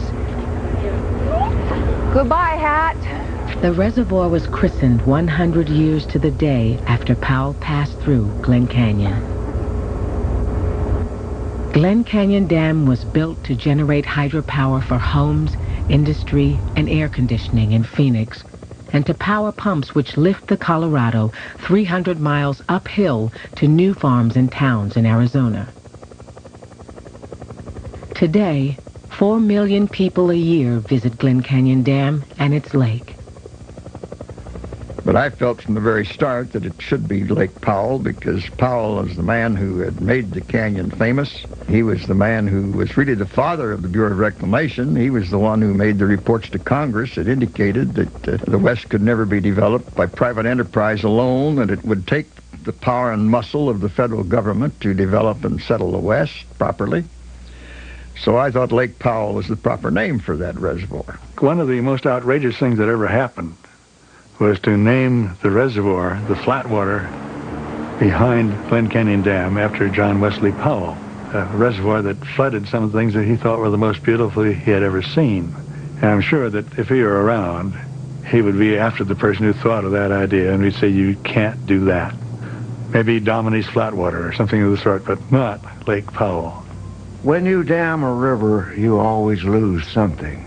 You can't provide something for somebody else and not have somebody in the middle get upset. Senator Goldwater had been a strong advocate for Glen Canyon Dam. It's, I guess, probably one of the most beautiful reservoirs in the world. And as you ride on it, you can see things you could not have seen in the river. But I just soon never see them. Well, I went into a canyon on the left bank, and I wound around, and I came across a very narrow place where I could just barely get my boat through. And I looked back down, and the sun at that particular moment had come down just like a beam right smack down into the water. And what it showed me was that spiral that I had looked up at. There are 2,000 Anasazi sites buried in the water now. But they decided the practical advantages would outweigh that. This was a controversial dam. It kicked off the environmentalist movement in the United States because a handful of people had taken the trouble to find out what an exquisite little canyon this was.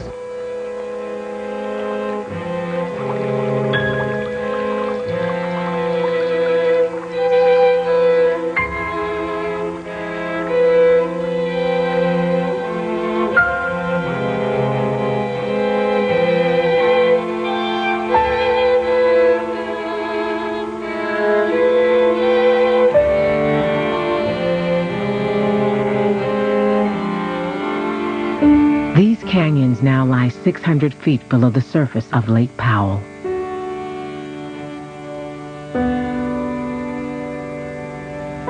I have to be honest with you, I'd been happier if we didn't have the lake. Glen Canyon was a beautiful piece of water. If you had to vote today on damming Glen Canyon, would you vote? I'd vote against it. Because I've become convinced that, while water is important, particularly those of us who live in the desert, it's not all that important. 8 million years of geologic change came to a sudden end. Environmental havoc swiftly took hold downstream. For years, the Colorado had run 85 degrees and rich with silt. Now, from the deep reservoir, it runs freezing cold and crystal clear. Most of the native fish, which had evolved over 1 million years in the warm, silty water, vanished into extinction. Lake Powell evaporates 10 feet a year, twice what the city of Los Angeles uses in a year. The violent natural floods which redistributed river sand were replaced by a regulated daily tide, governed not by the rain, but by electric power demand in Phoenix. Would you believe a fish story in which a transport plane is loaded with 400,000 rainbow trout in order to stock a remote lake in Arizona? At a carefully chosen altitude, 650 feet, the adult trout are ready to drop into their new home. Knocked out briefly, 95% of them survive. These flying fish may be the first successful piscatorial airdrop. I had no sympathy for those who felt that nature couldn't be improved upon. Now, I admit that nature can improve upon man. We're probably the supreme being, but in the realm of rivers, I think man can improve upon them. We're not trying to recreate what was here before the dam. That's that's almost impossible to do. But still trying to protect the endangered species and the culture. 40 years ago, there were no studies of the environmental change Glen Canyon Dam was set in motion. National environmental laws did not exist. Now, a Bureau team studies those changes in the river system. Powell's men found the ancient river half a mile wide at its mouth, pouring into the ocean. By 1967, Hoover Dam, Glen Canyon, and 8 other dams stopped the river in a chain of giant reservoirs.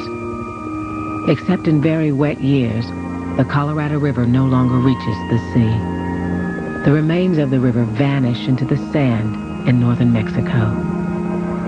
Many, many people have had lives and livelihoods. Cities have been built and huge amounts of food produced that just would never have happened without these reclamation projects. And I don't think anyone can truly logically sit down and say, in the grand scope of everything in context, that that was an evil thing to do. We believe that this is where we emerged. This is what we call the center of the universe. Grand Canyon is one of the most sacred places in the universe as far as the Hopis is concerned. This is very important to us. We don't want to destroy this. I know somebody mentioned it yesterday, you're trying to play God. Well, I don't know. I don't think we are able to do that because we're human, we're mortal beings. I know some of you are very, very bright and smart and, but I don't think you can go beyond that. Well, on behalf of Airstar Helicopters and myself, I'd like to welcome you to the Grand Canyon. Bienvenue à bord de l'hélicoptère d'Airstar sur le spectaculaire Grand Canyon. The Little Colorado River flows down through there. The Colorado River flows down the canyon up to our left front. They come together right in front of us at a place called the Confluence. To the Hopi, the confluence of the Colorado and the Little Colorado marks the place where humans first emerged from the earth ages ago. Grand Canyon is, I guess, 9 million years old. If you take a ballpoint pen and just draw a line across a piece of paper, that's the amount of erosion that it took every year for 9 million years to make the Grand Canyon. On the very day Glen Canyon began to fill, the Bureau announced plans for more power dams on the Colorado, including one in Marble Canyon, not far from the confluence. The Marble Canyon Dam was a wonderful dam site. Sheer canyon walls over 1,000 feet, straight up and down, as near perpendicular as you could get, in a very narrow canyon. So it was a perfect dam site. Well, Marble Gorge is a remarkable slot, and the Colorado River is entrenched itself very deep in their very steep walls. There are places where the river has polished that marble gloriously. You have entered and are well into the Red Wall Limestone Formation, a place they finally decided to build the so-called Marble Dam. And they had a big operation there. A regular community was formed in the vicinity. They had an aerial tramway that came down from the canyon rim. They had to test the rock, and in order to do that, they dug tunnels into it. So they began testing the cliffs there, the rock for its strength. These new dams would flood 140 miles of canyon between Hoover and Glen. They were the centerpiece of an immense plan to generate more power for growing cities. Having lost Glen Canyon and realizing how great a loss that was for all time, I just had a new determination, well, let's not do this anymore, and certainly not the Grand Canyon. So we began to do what we could to block the attempts of the Bureau of Reclamation to build the two Grand Canyon dams. Now, a big smile. The Grand Canyon is so deep that tourists on the rim cannot see the river. Brower testified before Congress that the dams would be wasteful and impractical. His big question is, well, wouldn't you compromise? Wouldn't you take just a little teeny-weeny dam in the Grand Canyon? And I said, no, the Grand Canyon wasn't mine to trade off. Permanent, massive things that would have altered it forever. So we had to stop it, and it wasn't easy. They didn't want any dams built any place on the Colorado River. It's not hard for me to understand that.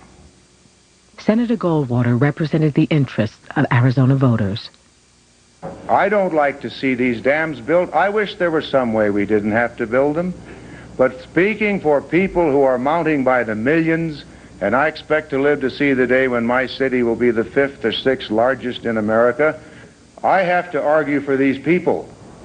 Commissioner Dominy pointed out that reservoirs would not be seen from any vista point on the canyon rim, and that Marble Canyon filled with water would be more accessible to tourists than powerboats. Should we flood the Sistine Chapel so tourists can get closer to the ceiling? Now, you know, that was in response to the members of Congress from Arizona and all who said, we will make a beautiful lake there so people can see the scenery better.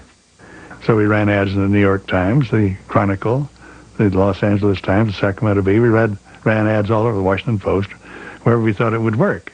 Americans got tired of the idea that dams were conservation. The engineer's argument that you can't waste this water, you can't let it flow to the sea unused, had just began to pale on the public. So it was not that hard to say, well, let's consider that we have enough dams for now, and let's see if we can't keep some rivers alive. The dams would rise like bookends on either side of Grand Canyon National Park, technically outside the park boundary, but Brower argued they would still affect the Grand Canyon. I resent the fact that Dave Brower deliberately misled the public about Bridge Canyon Dam. Floyd Dominy is still, to this day, figured that all I did was tell untruths about what was going to happen to the Grand Canyon. And he gave the impression deliberately that we were going to flood the Grand Canyon National Park. There was actual tourists would say, where would the lake be in this view? We used the Bureau of Reclamation's photographs of how much would be inundated. It was an absolute lie, and Brower knew it. So that sanctimonious bastard deliberately lied. We talked about damming the Grand Canyon. That changed everything. The Grand Canyon. The Reader's Digest said it was a bad idea. My Weekly Reader said it was a bad idea. Terrible idea. And the beast was out of the bottle. I have no apologies. I was a crusader for the development of water.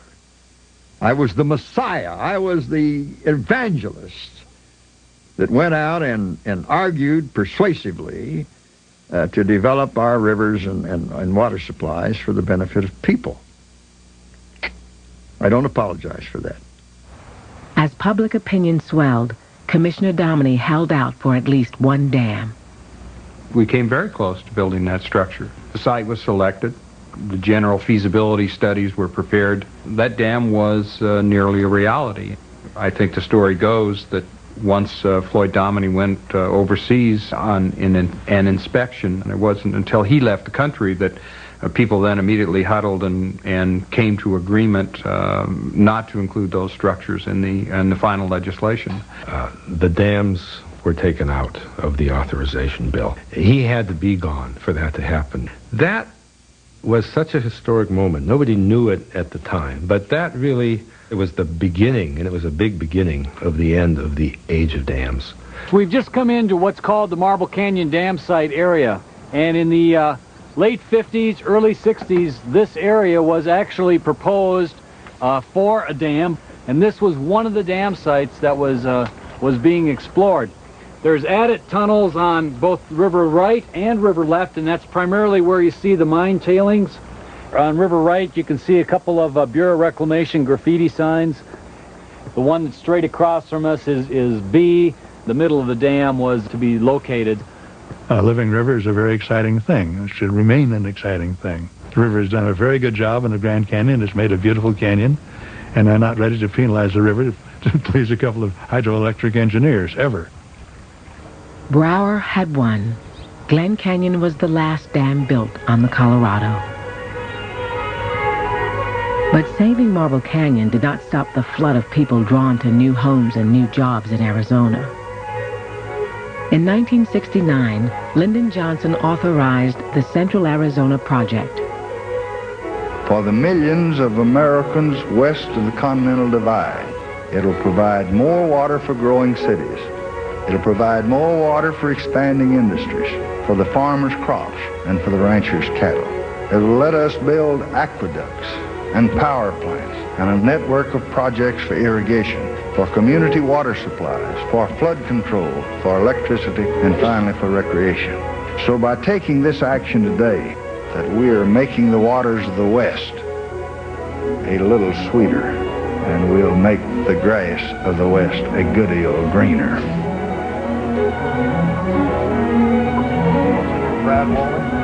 Hello, Control Center. This is the most expensive waterworks in Bureau history. The lifeline without which jobs, farms, and homes in central Arizona could not exist. Glen Canyon Power and a giant coal-fired power plant drive pumps which lift the Colorado 300 miles uphill into Phoenix, Tucson, and Scottsdale. Phoenix has grown so large that Paris, Rome, and Manhattan together could all fit within its city limits.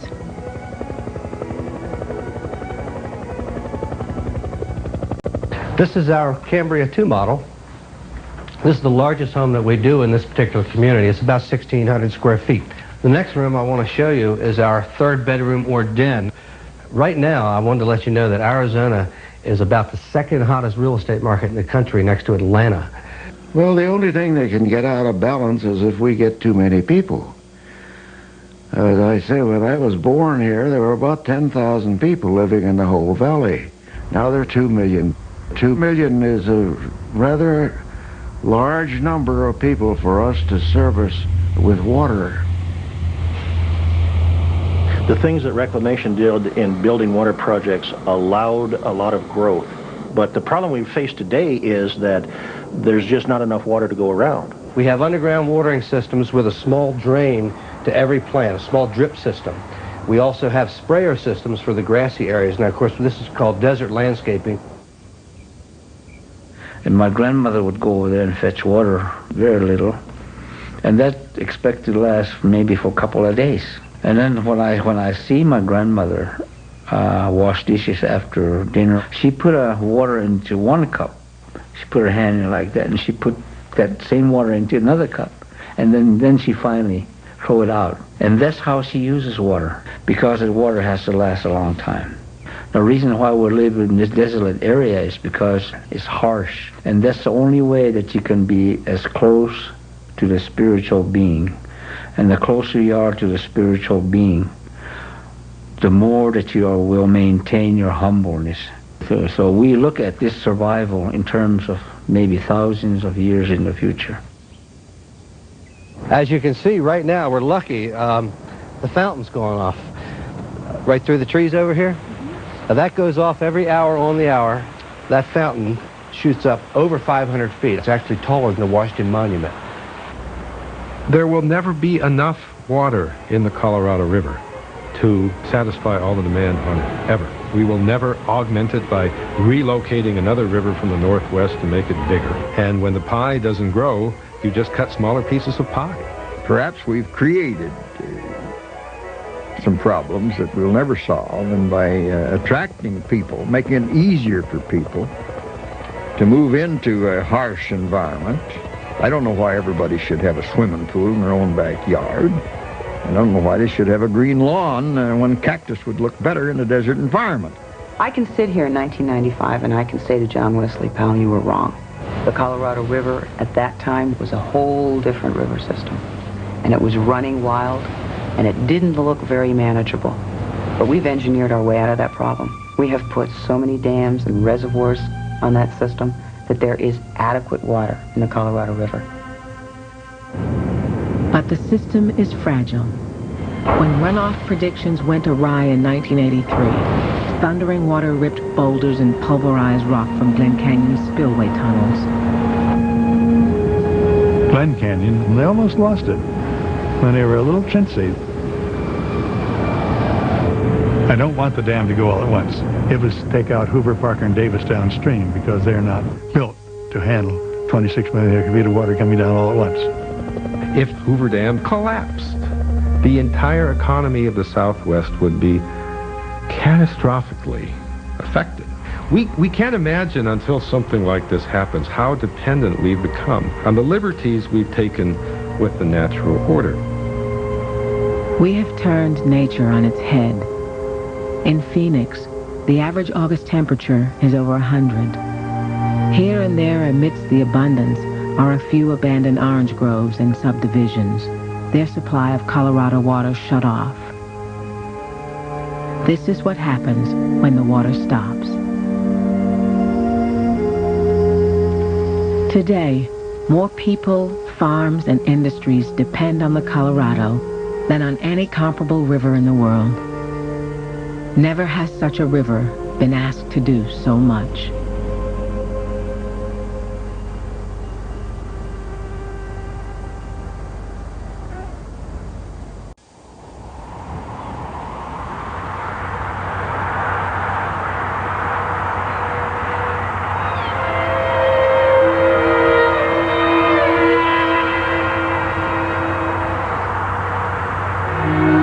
When you drive down Interstate 5 between San Francisco and Los Angeles, you see cotton fields, miles and miles of cotton fields, and you see row crops and you see orchards. And you think, oh, there's some cotton, there's some orchards, there's some row crops. This just wouldn't have been possible within the pre-existing natural order. The water is coming from hundreds of miles away through concrete rivers. You know, it just couldn't have happened without these fantastic waterworks that we know, which are all but invisible. Somewhere off in the distance is a huge aqueduct carrying water that sustains all of this. But if it somehow the water stopped flowing, you'd have a desert again overnight. Everybody is conscious of water. If you head for the river with an empty bucket, you're liable to get shot. So. Water makes wealth. Water can turn a low-value piece of property into something you can grow lettuce on. Without water, there would just be a dry desert here, really. Water brings everything. Water brings the green. Out here, it's man-made compared to Mother Nature, the way you're doing it back east. This looks like garlic over here. Here's a young almond orchard over here. Right now, we've got a field here that's ready for planting for something, probably cotton or tomatoes. These are pistachio trees here. More lettuce over here and garlic over here. See this bronco right here, this tough grass you see on the edge of the road? This is the way it would have looked 100 years ago, before water. 10,000 trucks a day haul food to market on Interstate 5, hundreds of miles through the heart of California. For nearly a century, congressmen, governors, presidents, and farmers have fought bitterly to make nature do their bidding here on the San Joaquin Plains. They have made the Central Valley the richest agricultural region in the history of the world. Here, it is drier than North Africa. And to bring water to this dry land, we built the world's largest and most expensive waterworks. This is the most completely transformed landscape of its size anywhere on Earth, transformed entirely by water. Here, we churn out a quarter of America's food.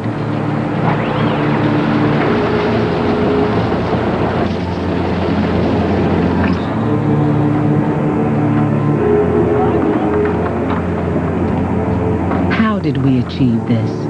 And why did generations of Americans fight over this land where it never rains in summer?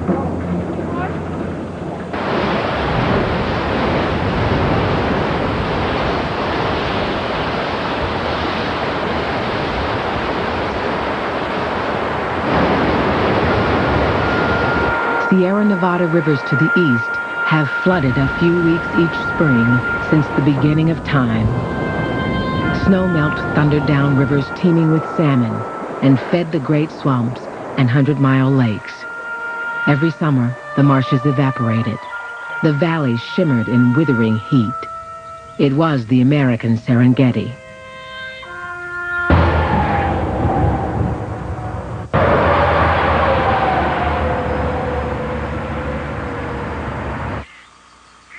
This whole area was known as the Huron Sinks. It was kind of a swampy type thing with water inlets, just not very deep, but moving in and out. That's where the Indians camped.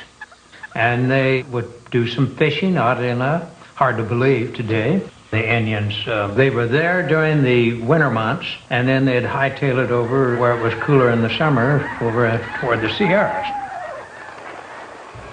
The valley's natural web of life had evolved over thousands of wet winters and dry summers. In a few game reserves, bits of the original valley survive to this day. Unbelievable numbers of waterfowl. 80 to 100 million ducks and geese would winter on the flyway. You know, it's an old cliche, but the sky was black. I've heard it from people still alive. The sky was black with birds. There were grizzly bears all over the place. And there were antelope, million antelope, tule elk. You can find here and there tiny, tiny little pockets of what it once was. It was just phenomenal. It's completely and irrevocably and utterly transformed now. The Central Valley has one huge drawback. It stops raining in most years in April or May, and it starts raining again in November. And then when it does rain, it rains like crazy. In 1862, after the town of Sonora got 78 inches of rain in 6 weeks, the Central Valley was a lake the size of Lake Ontario. It was 250 miles long and 40 miles wide, and it was underwater. The only way to get from San Francisco to Sacramento was by boat. Sacramento was completely underwater in 1850 and again in 1862. From the moment that flood receded, the politicians, the state legislature, said, we have simply got to do something to control nature here, or we can't continue to live here. And that was really the beginning of the transformation of the valley.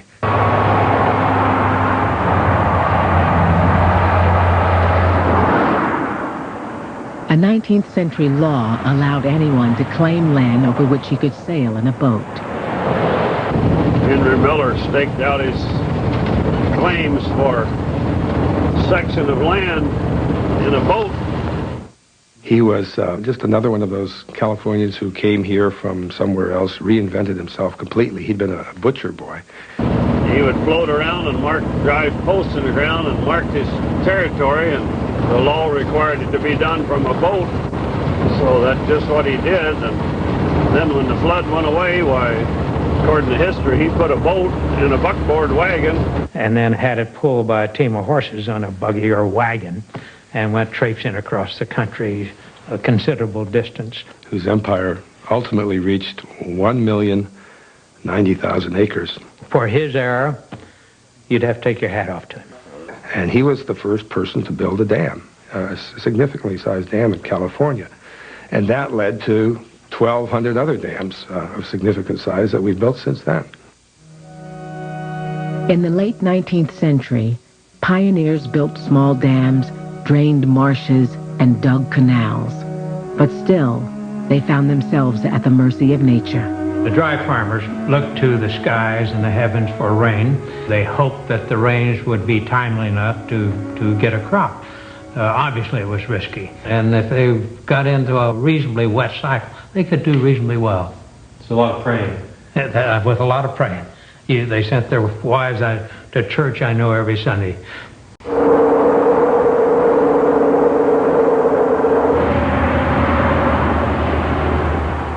But a vast aquifer of pure water lay just underground, built up like water in a sponge over thousands of winters.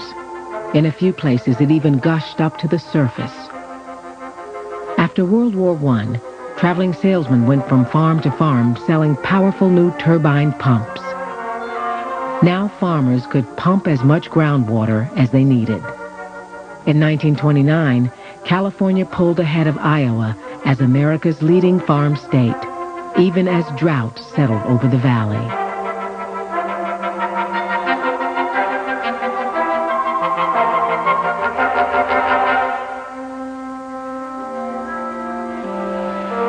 Before long, growers had pumped the San Joaquin water table down 10 feet. And by 1930, they had 24,000 turbine pumps on the aquifer, drawing it down to 100 feet below the surface. Deep-rooted oaks on the San Joaquin plains began to die.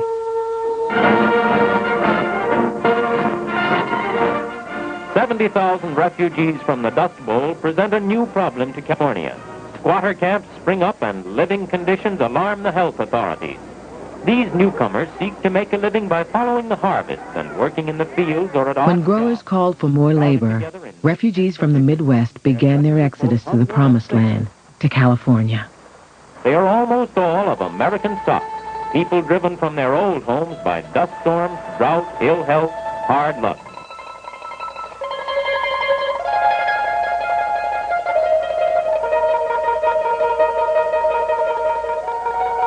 Some of the most famous photographs ever taken are Dorothea Lange's photographs of the Okies, if you will, the migrants in the Great Depression. What people may not know is that most of those photographs were taken in the San Joaquin Valley of California. That's where it hit. That's where the great population migration was dumped.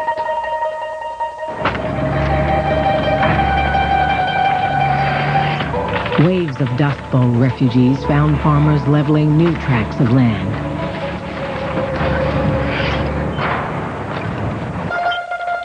Cheap labor and cheap water were key to the expansion, key to the abundance. What migrants could not see was that growers were pumping the aquifer dry.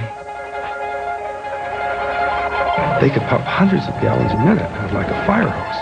There was something like 24,000 pumps, big pumps. The groundwater just disappeared.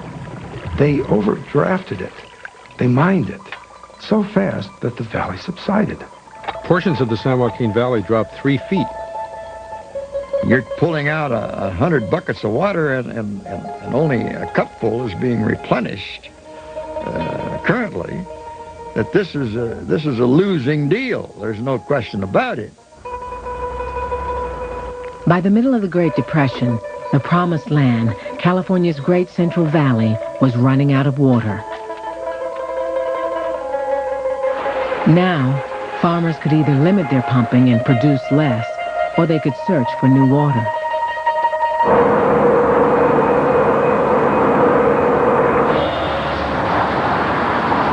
So that you can look across at the Sierras, and if there is a cloud layer or a cloud formation, you can see through the height, you can see the snow layer just capping the whole top of the mountains that surround the valley floor.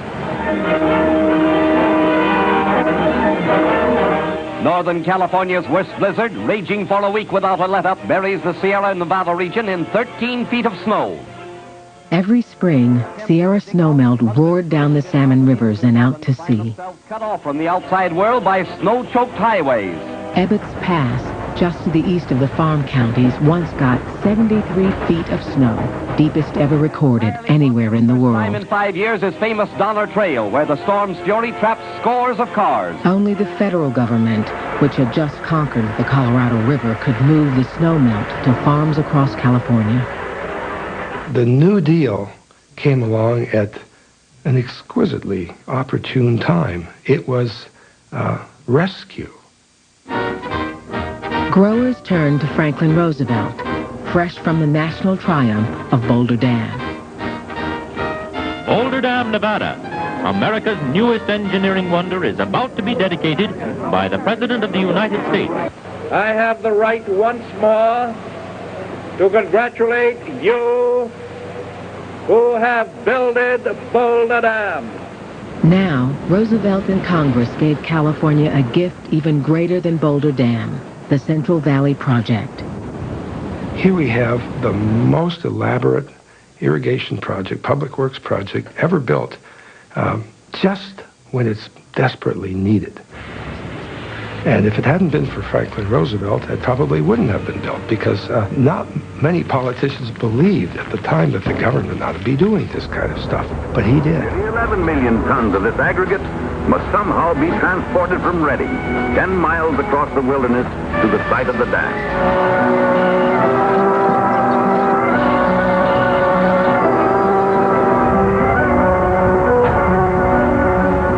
The Central Valley Project would capture snowmelt from the living rivers and dole it out in summer through a 3,000-mile grid of dams, canals, and reservoirs.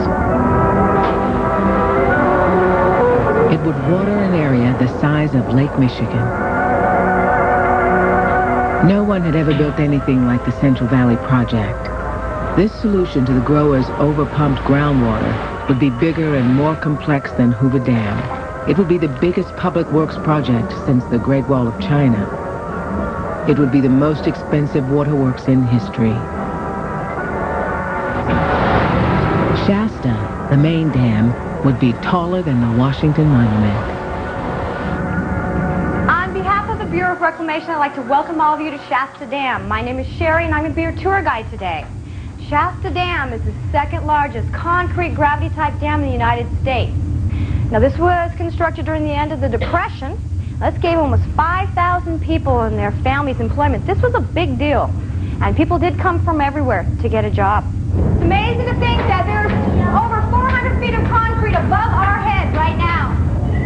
In 1935, most Americans had never heard of the Bureau of Reclamation. This is what the dam looks like from the top, coming down. But over the next half-century, this obscure agency would remake the face of the continent.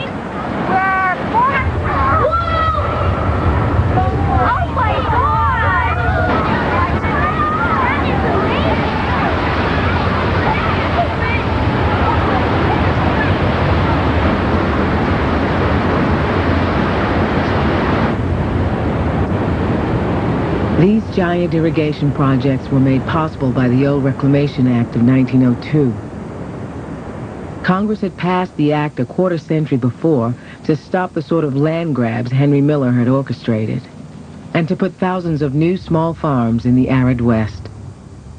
Go through the headquarters of the Bureau of Reclamation in Washington, you'll see murals all over the place, and they all depict this grand development of water resources and the cultivation of land and the arrival of settlers. New land, all through irrigation, otherwise it wouldn't exist. Those murals are everywhere. And of course, you're not in the West very long before you realize that the key is water. And I think clearly that the original intent was if we got the water to the land, we could put farmers on it. This was a settling of the West, and that was the best of intents. And in fact, it was written into the law. This was going to be for small farmers. This was going to be for people who farmed 160 acres. Days after Congress passed the Reclamation Act in 1902, speculators, real estate brokers, and congressmen began their horse trading. Everyone could see that land with water was worth more than land without water, and every senator wanted a water project. The political pork barrel was born. By law, water would be sold at a fraction of its cost to small 160-acre farms. It was true that many small farms would soon get government water. But eventually, the largest recipient of the largest water project in history would not be a small farmer, but the Southern Pacific Railroad, largest landowner in California. By World War II, CVP canals would work their way south and soon transform the valley into the breadbasket of the world.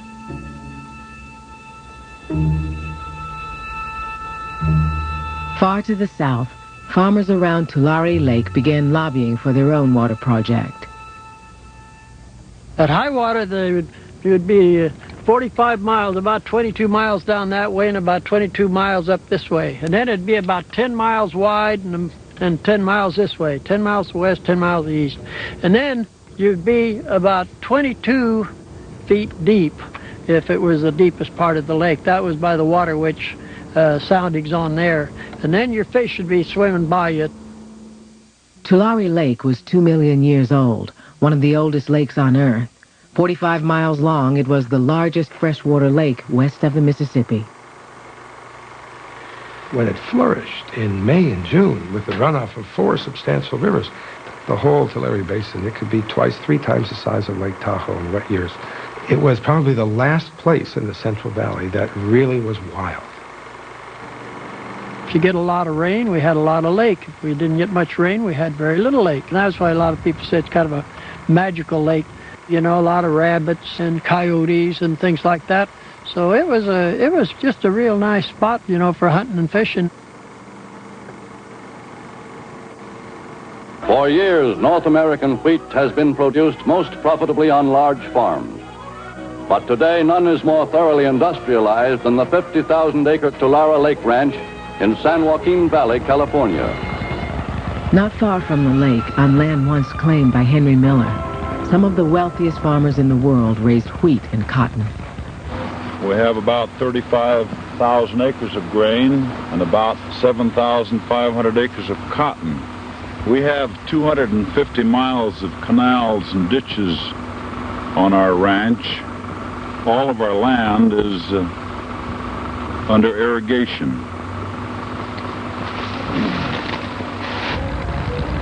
In dry years, growers could farm bits of the lake bottom, but they wanted to farm it all. In 1940, the Bureau agreed to build irrigation dams on rivers feeding the ancient lake. The law would then force growers to sell off their huge holdings into small farms. The idea of subduing nature has captivated the whole country. There's practically no dissent. No, the kingpins are the Army Corps of Engineers, Civil Works branch of the Army, and the Bureau of Reclamation. Congress cannot appropriate enough money fast enough for these agencies to build more dams. I'll give you your dam, you give me mine. That's the way it worked. Here's 2 federal agencies going to 2 different committees for authorizations, 2 different sets of rules, all financed from the same pocket, the Federal Treasury. And the Corps and the Bureau ended up in a bitter, bitter rivalry over who could get to the next dam site first.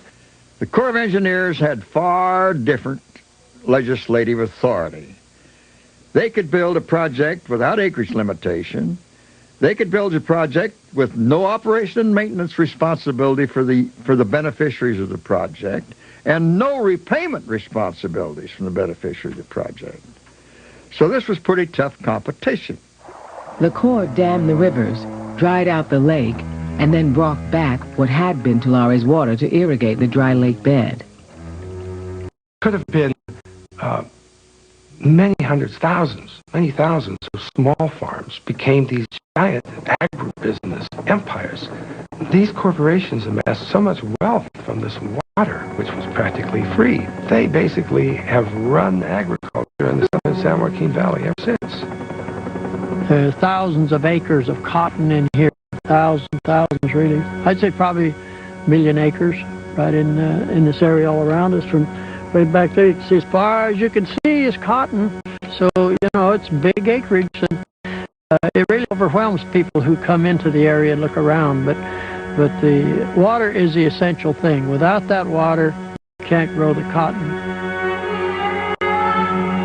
I was down in Tulare Basin just a couple of years ago, and I tried to find the lake. I knew I was approaching it, and at one point I was suddenly on it, and then I was miles into it in my car.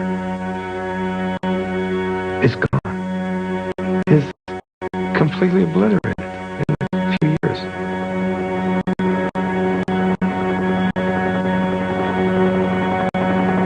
What had been Tulare Lake is now 50 miles of plowed cotton field along Interstate 5.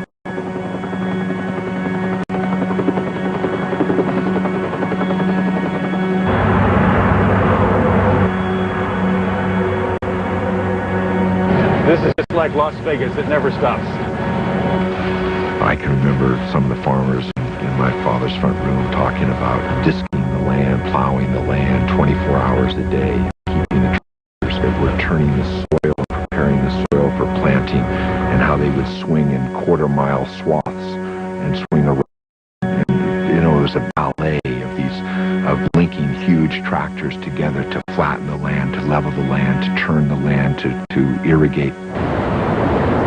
We had built the CVP to relieve strain on overpumped groundwater. But with so many acres of new crops, farmers increased their pumping. The aquifer fell. And now, the exploding population of Los Angeles wanted valley water. After all, California farms use more water in a year than LA could use in half a century. Even with the Central Valley Project, Californians once again wanted more water. This is Pat Brown. This is Papa Brown here. This man promised California farmers that they would have plenty of water. Growers asked Governor Brown to build a state-financed flood control and irrigation project. Well, my father seemed to be obsessed with water. He talked about it all the time. In fact, I remember when he would give speeches running for governor the last time, he would give these speeches and talk about water all the time. And he'd come back and he'd say, I know it's not sexy. I know people aren't listening, but water's important. He fought for it, made it happen. A man-made river, 600 miles long. Water for homes, for industry. It's always a disaster, whether it's a drought or a flood, that gets the state rolling again. And in 1955, one of the worst flood episodes in the history of the state occurred, where the Yuba River went over its banks, and the Yuba City, a fair-sized town in the Sacramento Valley, was almost destroyed. Pat Brown knew that almost all Californians believed in flood control and irrigation. He wanted to build a state water project. It was an unheard of idea for any state, even a rich state like California, to build something that big. Governor Pat Brown of California joins with Universal Pictures executives to open the new Studio Center. With swing votes from Los Angeles, Brown's state water project squeaked by on a 3% margin, the biggest bond issue ever by any state for any purpose, even though we already had the largest waterworks in the world. The theory was that if any water reached the ocean, it was wasted. And so you had to grab it and put it somewhere else. Large-scale excavation projects, such as harbors and canals, The University of California and the Atomic Energy Commission tested nuclear explosions for excavating waterways. Sedan was detonated at 10 a.m., July 6, 1962. The dome rose to a height of 290 feet before it vented at 3 seconds. When testing became a public relations disaster, officials abandoned any thought of nuclear canal building in the Central Valley. On its own, the state of California was building its own waterworks, just as big, just as expensive as the Central Valley Project. Pat Brown's waterworks would cost as much as the Manhattan Project. The size of the State Water Project is something you almost have to see to believe. Orville Danger, solid earth, and almost half a mile thick at the base. It's just about 150 feet shy of the Eiffel Tower. The pump lift at the Tehachapi Mountains is about 3,000 feet. So you have a river running uphill 2/3 of a mile. Even before the Central Valley Project was finished, we were already building a second project, just as big. The presidential helicopter stirs up clouds of dust as it lands in Los Baños, California, where Mr. Kennedy is to break ground for another federal state conservation endeavor. It's a pleasure for me to come out here and help blow up this valley and the cause of progress.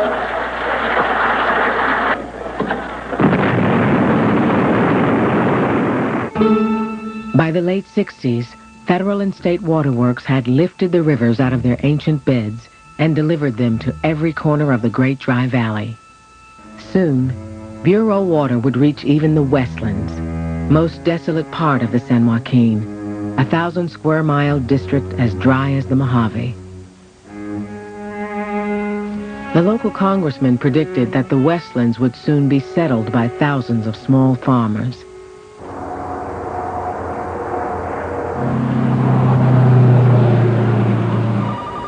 Okay, if you need more, it's okay. The large pumps are going to 283. Decrease the total release of the Feather River from 4,000 to 3,500. You really have to go to the control room of the state and federal water projects in Sacramento. I mean, here we had these rivers, big rivers that used to engorge and spill, and now you have a few technicians sitting at a big bank of computers, and they regulate the whole thing. In fact, every morning they decide who is going to get how much water and power, and they just meter it out in a steady flow to 32 million people and 10 million acres of land. It's really a remarkable feat. By 1974, the state of California had the 6th largest economy in the world, larger than all but the 5 greatest industrial nations. In 105-degree heat, without rain, farmers could grow nearly all the fruits and vegetables of the Midwest and Florida. When the canal came, the farm really grew big here. So what I really miss is the nature. The pheasants and coyotes, everything had left. Then the machine came, and we all got scared and said we were going to be out of a job, but no, we had more work. We'd drive the machine, it was easier. If it rained in the summer, we'd be in big trouble. It's the fact that through irrigation we can precisely apply the water at the right time. You can stress the cotton plant. You cannot give it water for a while, and that plant thinks it's going into a drought, and it's going to put on the bolls, then you put the water to it, and you get a better crop. Rain is an enemy, so we're blessed with that dry summer, and combine the irrigation, and you've got something magical. The new water supplies brought new mechanization and spectacular production that continues to this day. The University of California joined with growers and manufacturers to research specialized machinery for large irrigated farms. Well, you're talking about farms that 20,000 acres, 50,000 acres, 100,000 acres, and these lands just overwhelm anything that people thought about in these forms of agriculture in the southeastern United States, and there was just nothing like the Central Valley. Everybody else in the country was relying on God to give them water, and these guys got it from the U.S. government, and they got it when they wanted it, time of day, day of the month, time of the year, and they got it almost free. A few researchers noted alarming changes amid the prosperity: accumulation of salt and pesticide residue, worsening conditions for farm labor, the lack of small farms, and the disappearance of salmon. Congress did not share their concern, and Western water projects rolled through Congress as they had for decades. I've always referred to it as the Iron Triangle, which is really an alliance that was developed between local sponsors, their congressional delegation, and the Bureau of Reclamation, or the Water Development Agency, the Corps of Engineers. They were the heart and the soul. They were the oil that made the engine of the Congress run. People voted for each other's dam projects. Every congressman wanted one, and every congressman got one if he voted for everybody else's. The way that legislation passed often was the committee chairman's favorite dam was stuck onto it, even though it was an education bill. Dams mean pork barrel. I mean, the Civil Rights Act, for example, would have never been passed without the benefit of using, pork barrel water projects. Staff in the White House and the Office of Management and Budget prepared as a matter of routine a list of water projects which were not justified and ought not to be funded. President Nixon and then President Ford all, of course, said, this is very interesting and I really appreciate the hard work you've gone to prepare this list, but no way am I going to do this, and they rejected it. And that's primarily because they were insider politicians. They knew how the Congress operated, and President Carter was an outsider. I, Jimmy Carter, do solemnly swear. When presidents come in and think that they're president, this is a serious mistake. They're only one element of government. So along comes this former peanut farmer and governor named Jimmy Carter, who looks at the system and says, wait a minute. Barely a month in office, Carter cut funds from 19 Western water projects under construction, saying they were bad for the environment and too expensive. Ladies and gentlemen, I give you the President of the United States. President Carter was there late at night in his office, and there were 12 advisors with him, and, all 12 of them said, don't do this. Well, and he voted yes, they all voted no, and he went ahead and did it. No, President Carter came in with a chip on his shoulder and a hit list in his pocket that he was going to stop a lot of projects that were unnecessary. It was the first time that any politician had taken a 2x4 and conked the donkey on top of the head. You're dealing here with projects in the case of Central Arizona that go back 30 or 40 years, thousands of hours of hearings, debate. Why was it that the decision was to take the money out of the budget? Why couldn't we announce that a review process was underway? It was like lightning. It struck the institution. There were immediately meetings held to challenge, how would the Westerners challenge the president? I would hope that we don't get to that point where there is a showdown at noon out on the Western Range. Either the President has been badly misinformed or his action demonstrates a callous disregard for the welfare of the people of the states affected. Castigating the secretary about this list, and the president was sticking his nose in something that he didn't understand and didn't know and didn't appreciate. And I'd also ask your assurance that environmental concerns will not be the only thing which will be cranked into your investigation. I mean, clearly President Carter was right. These projects, when you looked at them, were completely unjustified. A complete waste of the taxpayers' money. At one point, I said, Mr. Secretary, I'm not sure this list is all bad. I think there's some projects here that don't make sense. And it was like a ton of bricks fell on you. Some of them are $168 million over authorized cost, $192 million over, $53 million, $11 million, $10 million. I think the review is justified. People pulled you aside in the hallway and they said, you can't do this. We've got to stick together. We've got to hold together. This is an assault on all of us. If they get my water project, they're going to get your water project. If they get my water project, I'm going to help them get your water project. These projects need to be looked at very closely. I personally don't believe that any of the projects ought to be built, but I'll keep an open mind. And it was the bell that could not be unrung. And it sent out a message to other members of Congress who weren't from the West that here was something that was amiss. Here was a place, if you wanted to go at a waste of taxpayers' money, you could. If you wanted to build your environmental credentials, you could. The President Carter paid a great price for what he did, but he changed, again, the entire political history of how these dollars are spent. Water projects are symbols. They're symbols of they're always something much larger than what they really are.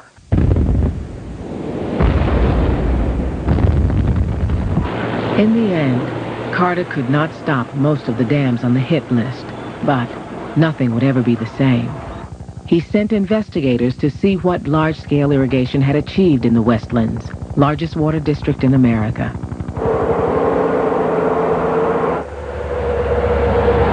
The Reclamation Project Act, to begin with, visualized family farms of a subsistence nature. They didn't visualize farms that were going to make enough money to send the kids to college or even send them to a dentist. They visualized a farm that would support a family, grow their feed, and maybe a little surplus so they could buy a bag of salt now and then. Those of us that had lived out here for many years had seen what happened to the homesteaders where they dried up and gone away. The 160 acres was not, was too small to be a viable farm operation. It was, who's going to get the benefits of this federal investment? Is it going to be rich guys? Is it going to be speculators? No, we don't want that to happen. We want it to be farmers, family farmers. We end up in California where we're irrigating lands that even go back to the Spanish land grants, 50, 60,000 acres in a single holding. So it was far different from what was visualized by the 160-acre limit in the 1902 Act.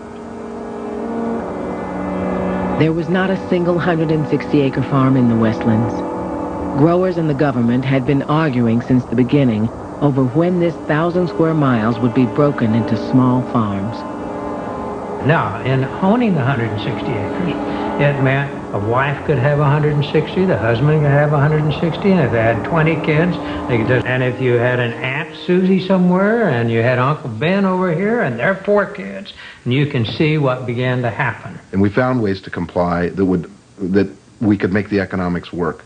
And if it meant, you know, creating some subsidiary organizations, if it meant having your son have 160 acres and you have 160 acres, you did that because that's what it took to survive. There was no big, kind of scheme to rip off the treasury. It was just a way to make things work. Local Chamber of Commerce was together with the local Farm Bureau, that was together with the local Cattlemen's Association and the Cotton Growers Association, and we all arrived at agreement that you should spend the federal money to bring us the water. Turned out they were all the same people. We took hundreds of millions of dollars, federal dollars, taxpayer dollars, and we bestowed it on a very small number of people. And we did so with a promise that they would break up their farms, that they would provide rural communities throughout the area. And the large farmers and their lawyers had the ability to morph themselves into any size farm that you wanted to make eligible for the subsidy. You had the Central Valley farmers who were not only growing subsidized crops, but then they were receiving subsidized water to grow that subsidized crop, and the federal treasury was paying farmers in other parts of the country not to grow that crop. These people had hundreds of ways to skin the cat.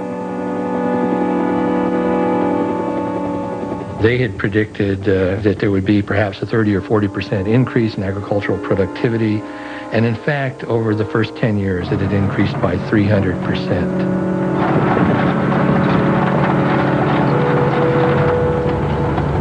Till we get that harvesting. 7 days a week, 16 hours a day. I worked from 6 to 6, and then when the barley came, 18 hours a day. We didn't know what a day off was. The first time that I went down to Westlands, Huron was the largest community. It had lost its doctor. It didn't have a high school. It didn't have a newspaper. There was one grocery store. There were, I think, 4 bars. Of course, everyone was living in very dilapidated rental housing. The actual conditions that we discovered that people were living under there were as bad or worse than the worst conditions that I've encountered in Africa, south of the Sahara, or southern India, or any parts of Latin America. The water out here, it's always been a mystery. And I say mystery because without the water, I mean, we would be in a desert sand right now. I mean, that's what made the big corporate farmers who they are today. But the fact that, there is water out here, that creates jobs, creates homes, creates wealth for the farmers, not for the people in Huron. We've been fighting poverty for years and years and years, and that's a demon that probably won't go away. In 1979, Carter's investigators found that Huron, the largest town in the Westlands, had become one of the poorest towns in California. A Spanish surname population, families were running 30% below the poverty level, which is particularly striking in the context of zero unemployment. We couldn't find any evidence for unemployment in the region, so that these were people working very hard for below poverty wages. You can do a documentary and you can go out and you can say these people have a rough life, they have a low income, but you can also live with them and work with them and know that they're happy people. It's just like if you go to the third world, the poorest people in the world, if they are adjusted and have a way of life, that is a fine way of life for them. Mexican Americans have found great work and like in some cases very well paying, in other cases pretty marginal, but there's a way of life for them too. Driving a tractor is driving a tractor and it's outside. It's a better job than a lot of us have.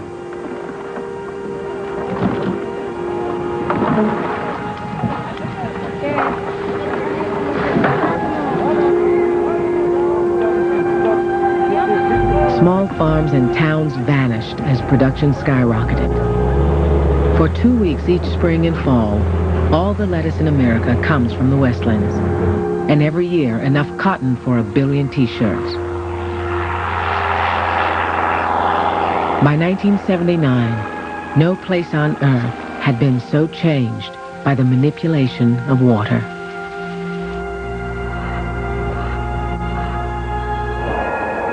Except in a few game reserves, nearly all the valley's native fish and animals were gone.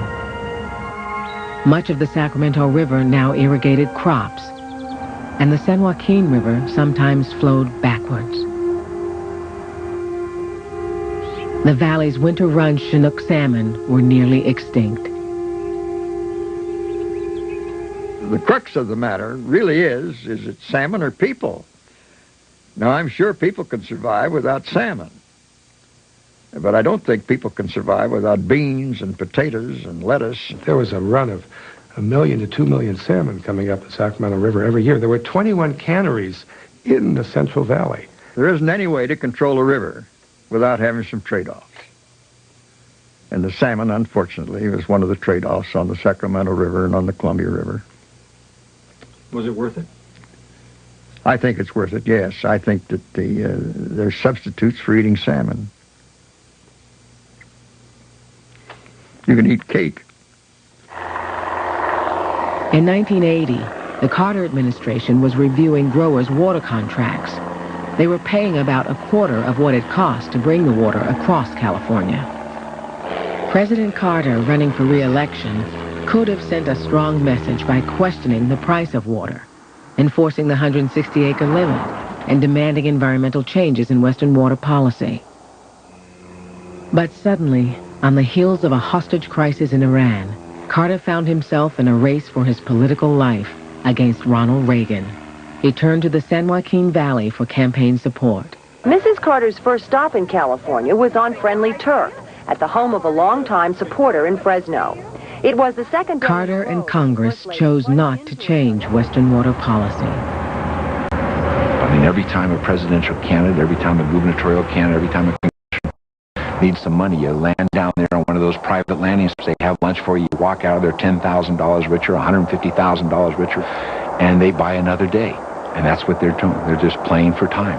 You know, these are not shy people. These are these people. You couldn't. Never mind.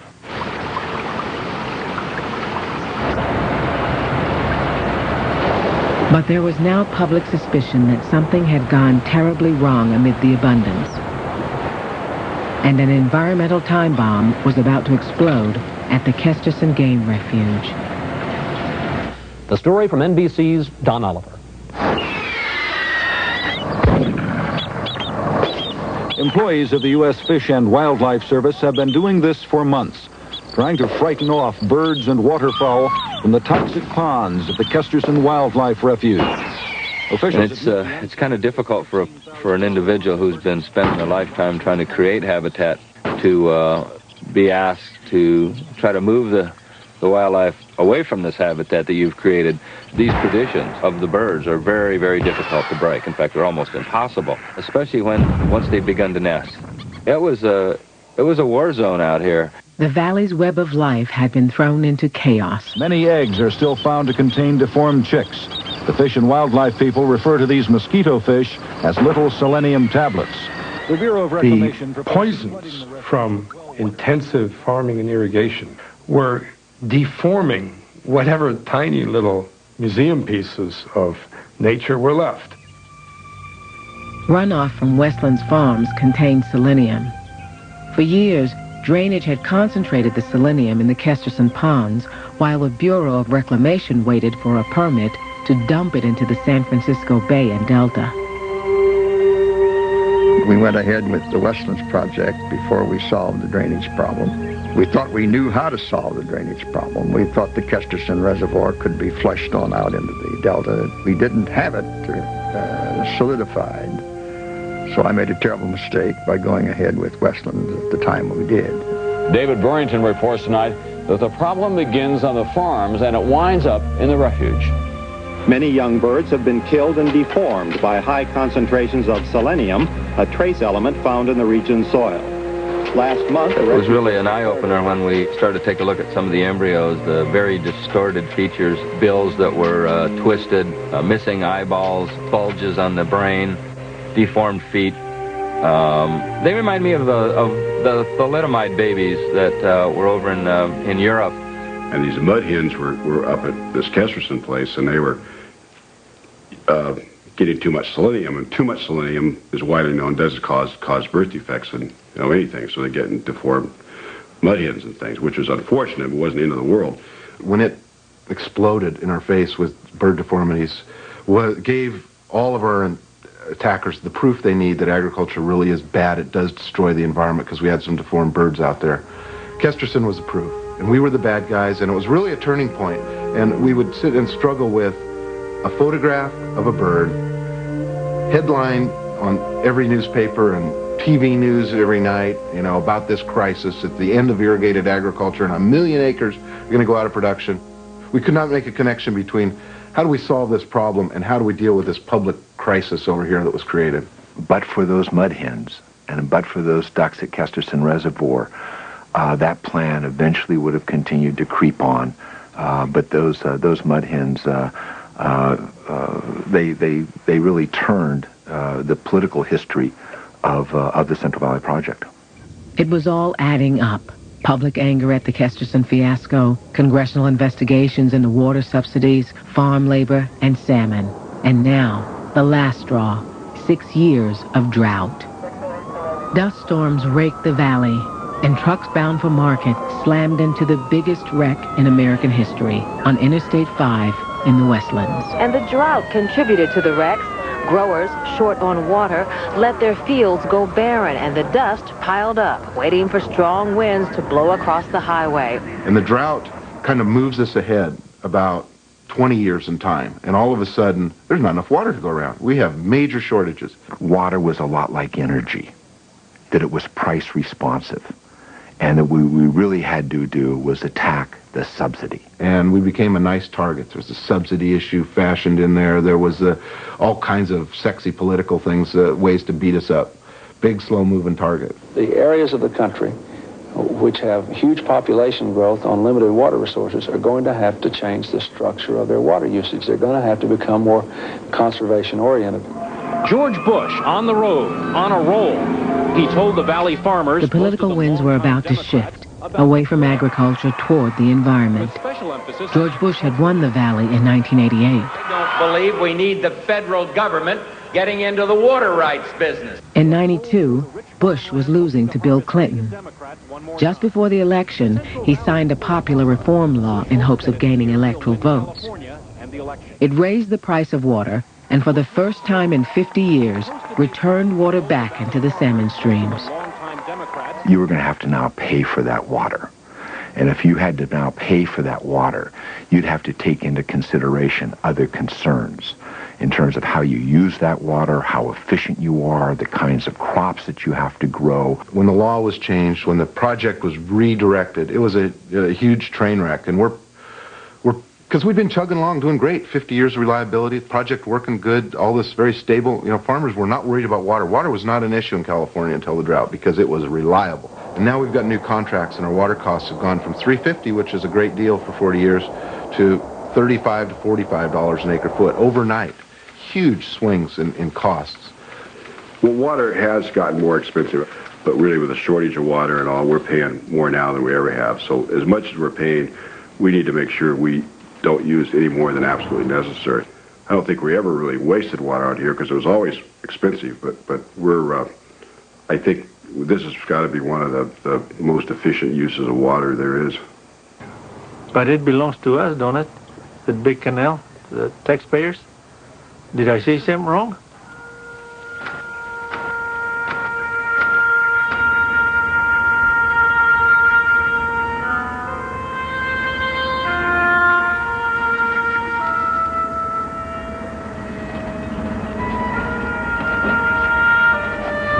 In the years since the reform law, there has been a fragile peace.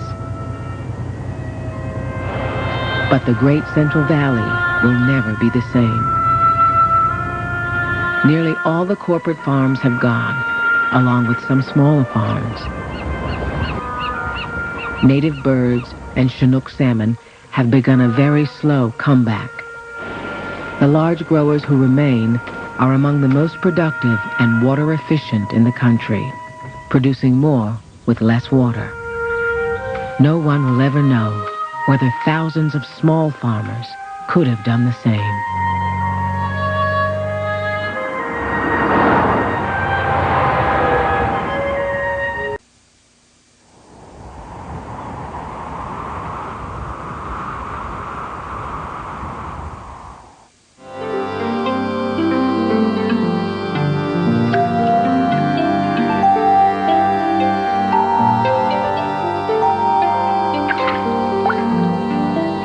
Water is the essence of our existence. Without it, there can be no life.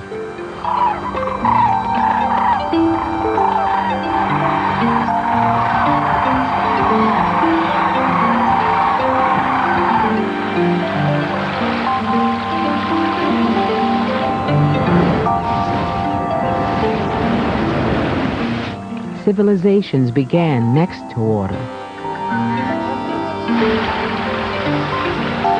But as populations grow, especially in arid regions, there is not enough to go around.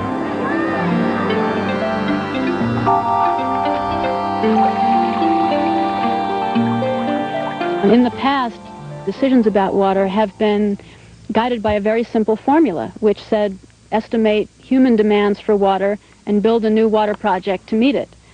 And that equation was simple and it worked as long as water was abundant. But it's not working anymore because water is becoming scarce.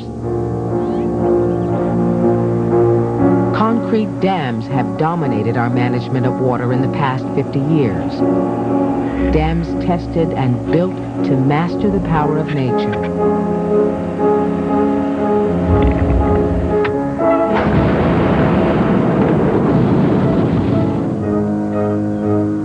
The story of water has been the story of controlling it. 38,000 large dams have been built in all. dams to store water and control floods, dams for irrigation and hydroelectricity, dams that have inundated canyons and drained wetlands. Now, the dam building era in the United States is coming to a close. The best sites are taken. The economic and environmental costs are too high, and Americans are beginning to turn to conservation. But developing countries seeking to provide water and power for growing populations still covet these engineering marvels. They've sent their best and brightest to be trained by the Bureau of Reclamation, builders of the super dams of the American West.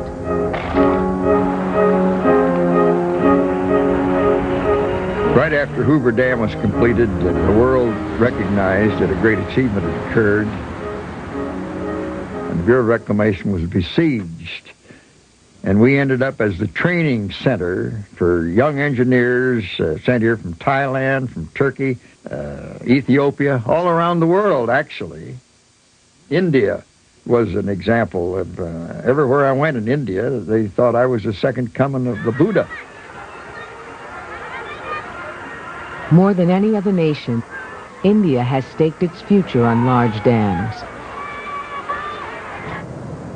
In 1963, Prime Minister Nehru predicted that dams would become the temples of modern India. You have done me in inviting me today. 2,200 dams have created electricity and supplied irrigation to feed the hungry subcontinent. But the dams have taken a heavy human toll. Some 20 million people have lost their homes. In recent years, a controversy has erupted over the damming of the Narmada River. तो हमें बाहर ना निकल सकता है तो police आ गई એટલે हमने बूम पाड़ के पानी आ गई हमने नकलो तो हमें बाहर नते निकलता ये लोग को आविन પછી हमने जबरदस्ती बाहर निकाला तो पैसे में निकल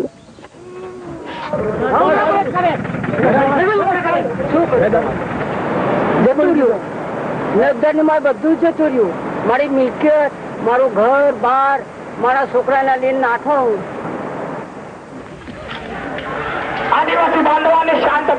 To fight the damming of the Narmada, protesters have gone on mass hunger strikes. Led by Meda Patkar, members of the movement even threatened to drown themselves in the rising floodwaters.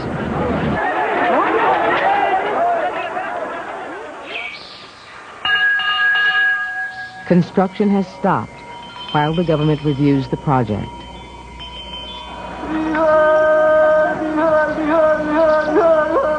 So far, 60 villages have been inundated. It is unclear how India will proceed.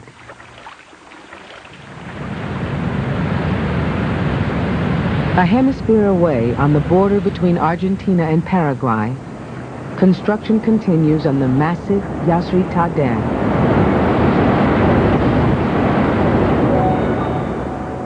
Biologists worry that the reservoir created by the dam will cause an outbreak of schistosomiasis, what some call the disease of hydroelectric dams in the tropics. Snails like these breed in the stagnant reservoirs, releasing a parasitic worm that penetrates human skin, damaging the liver and spleen. People are not the only ones at risk. As this region is flooded, 70 kinds of mammals and 300 bird species will lose their home in a region where rainforest habitat is rapidly disappearing.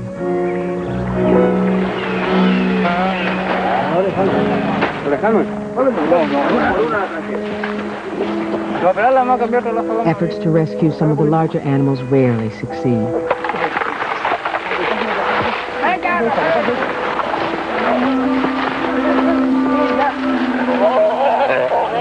Many will die from the stresses of capture.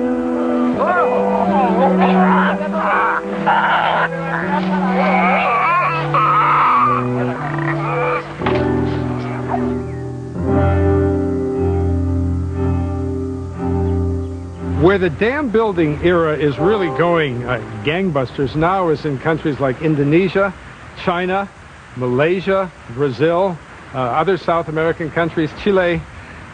Some of the most beautiful rivers on the planet are now being turned into reservoirs. And some of the biggest dams ever built, bigger than anything that we've built, are being built in countries like Brazil and China. In China, work goes on to build Three Gorges Dam, the world's largest hydroelectric project. Eventually rising 600 feet high and over a mile wide, the dam will create an enormous lake that will stretch nearly 400 miles upstream. China's leaders say Three Gorges will fuel its industrial revolution and save millions of people from frequent floods along the Yangtze River. When it's finished, it's going to be the largest dam in the world. It will supply 1/10 of the electricity for China. Critics of Three Gorges say the project will create a $30 billion bog because silt will build up behind the dam.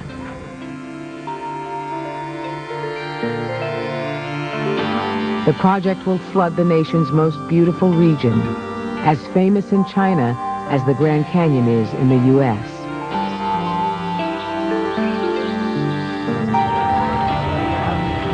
Over 1 million people in riverside villages will be displaced. Even the World Bank, long a supporter of large dams, has withdrawn from Three Gorges. But China says it will go ahead and find its own financing. In late 1993, Dan Beard, then chief of the U.S. Bureau of Reclamation, withdrew his agency's technical support for Three Gorges. There's no better example of a project we shouldn't be involved in than Three Gorges Dam. We've moved away from water project construction in the United States, and I felt it was hypocritical for us to continue to be involved in the largest dam construction project in the world. There are better, easier, and cheaper ways to solve the problems of flood control and power production than Three Gorges Dam.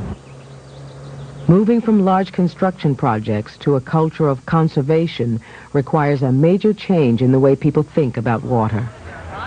Such a transition can take decades. And many developing countries face staggering problems of both water quality and water supply.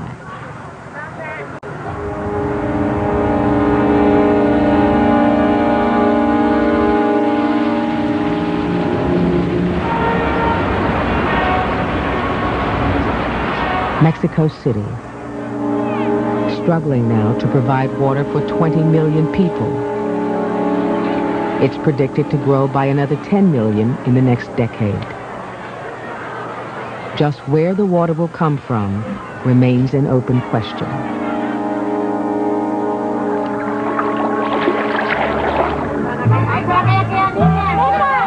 Originally built on a system of 5 lakes, Mexico City began its history rich in water.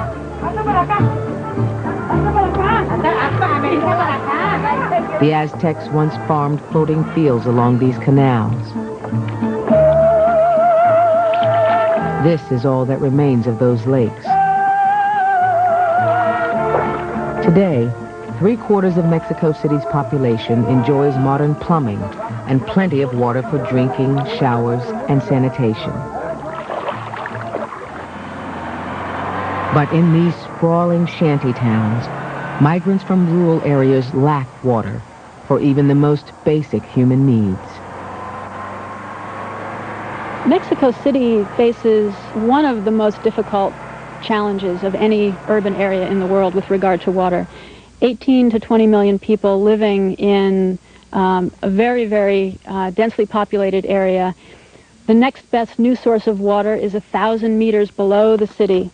They're very dependent on groundwater and already overpumping that groundwater on the order of 50 to 80%.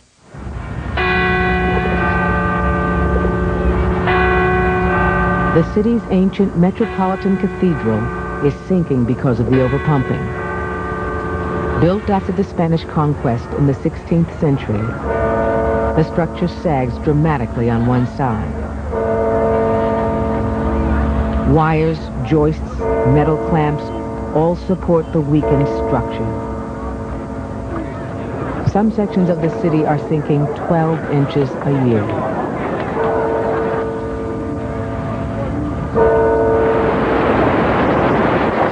One-quarter of Mexico City's water must be pumped in from 100 miles away.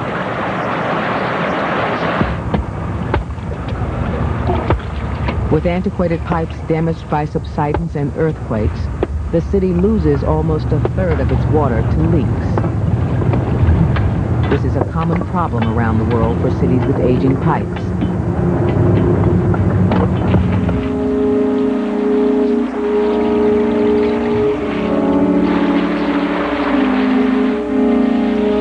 Mexico City still celebrates its long love affair with water. But there's a terrible irony in the way rich and poor people get their water. For the well-to-do, piped-in water is cheap and plentiful. For the poor, water is very expensive and hard to come by. Mexico City has a growing population. A lot of people are coming in from outside to the city, and for the city it's very difficult to provide them with services. In the areas where people don't get much of a water supply, which is the poorer part of the population, they get the water through water trucks that come in bucket by bucket, which is very expensive. Sometimes they have to pay one of the quarter amount of what they earn a day for this water. In this new district, residents were promised piped-in water by local politicians. But so far, they have received no services. Like many of her neighbors, Guadalupe Sanchez Lopez is forced to store her family's water supply in rain barrels. She lives with her children in a two-room house with no running water.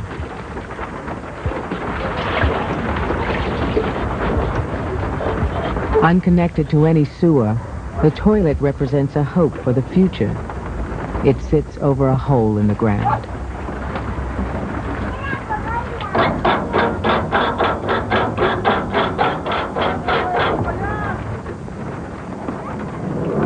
For 2 barrels of water from a local company, Sanchez pays 5 pesos, a quarter of her family's income of $4 a day. ¿Cuánto le debes? 5 pesos. Pues problemas tenemos con el agua de que no tenemos a veces. Y cuando tenemos necesitamos dinero para comprar un tambo de agua o 2.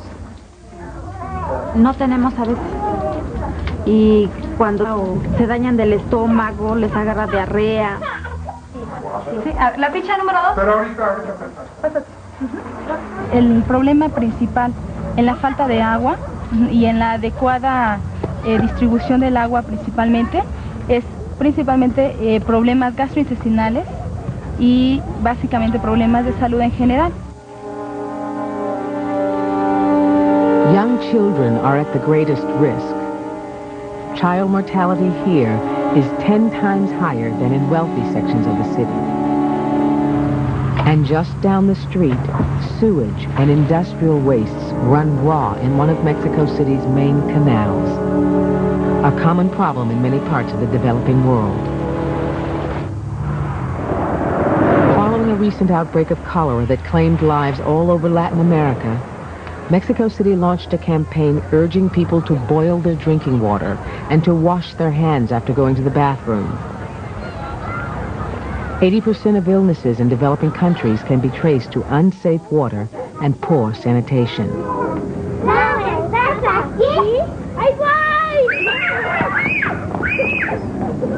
Over 1 billion people in the world don't have access even to basic drinking water and sanitation requirements.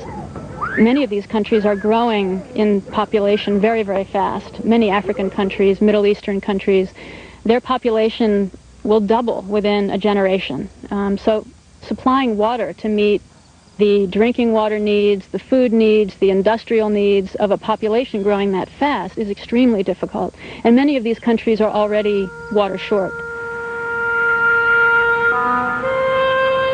The nations of the Middle East are already hitting the limits of their renewable water supplies. With populations predicted to double in 30 years, the Israelis, Jordanians, and Palestinians will have only enough water for urban and industrial use, with little fresh water to grow food. These peoples realize that if they don't cooperate to share their limited water resources, it may mean war.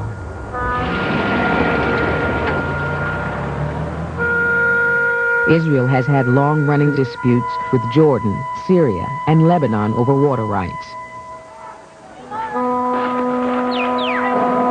Hostilities between the Israelis and the Palestinians over land have run high for decades. But less well known is the fact that Israel draws 1/4 of its water from the occupied territories.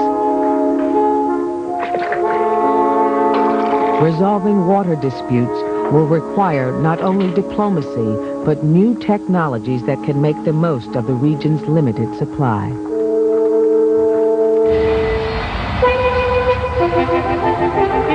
Israel is building hundreds of apartment blocks to accommodate a large influx of immigrants from the former Soviet Union.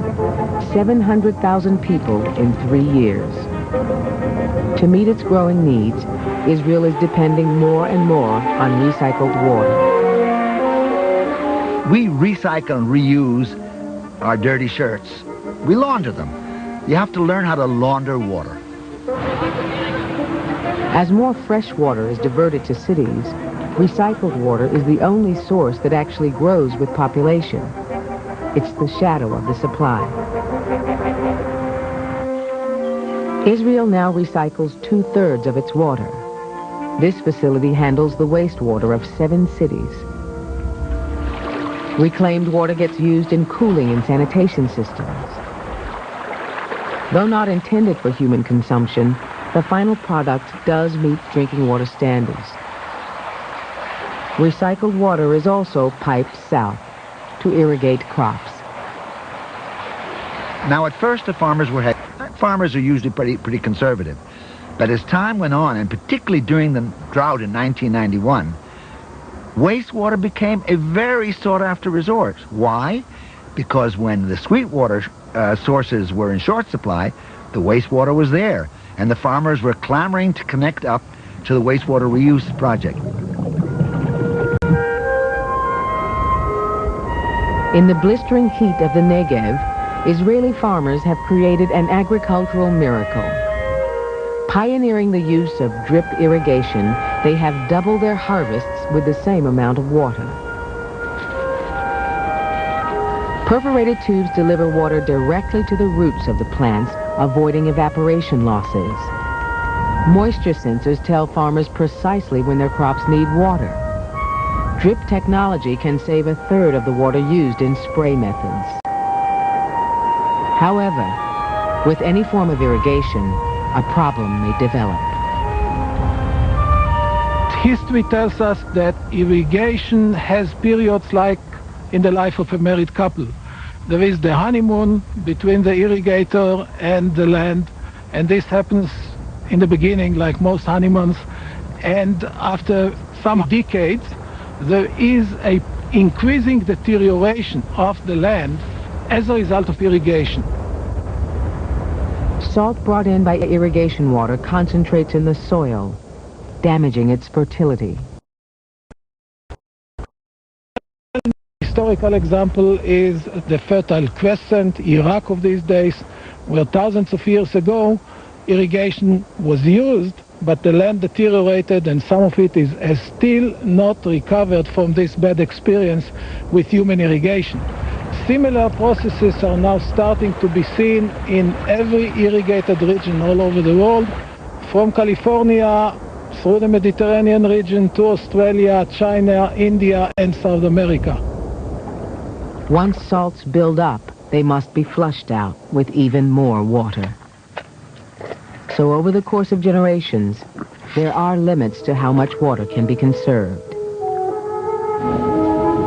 The power to remove salt from ocean water has long been a dream, promising almost limitless water for human needs.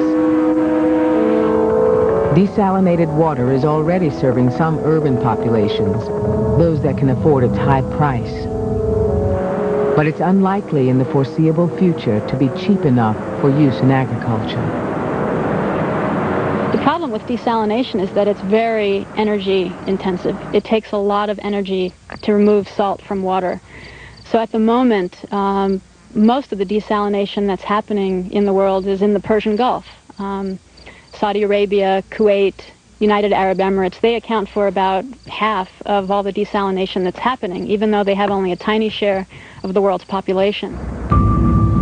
They're essentially turning oil into water, and they're among the few countries that can afford to do that.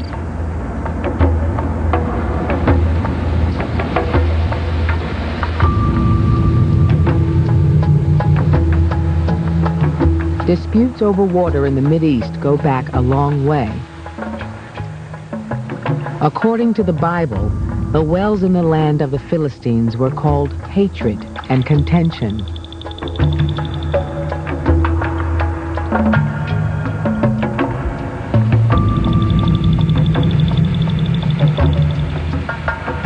In Gaza and on the west bank of the Jordan River, Israel provides piped-in water to Israeli settlers, while Palestinian citizens have received a more limited supply.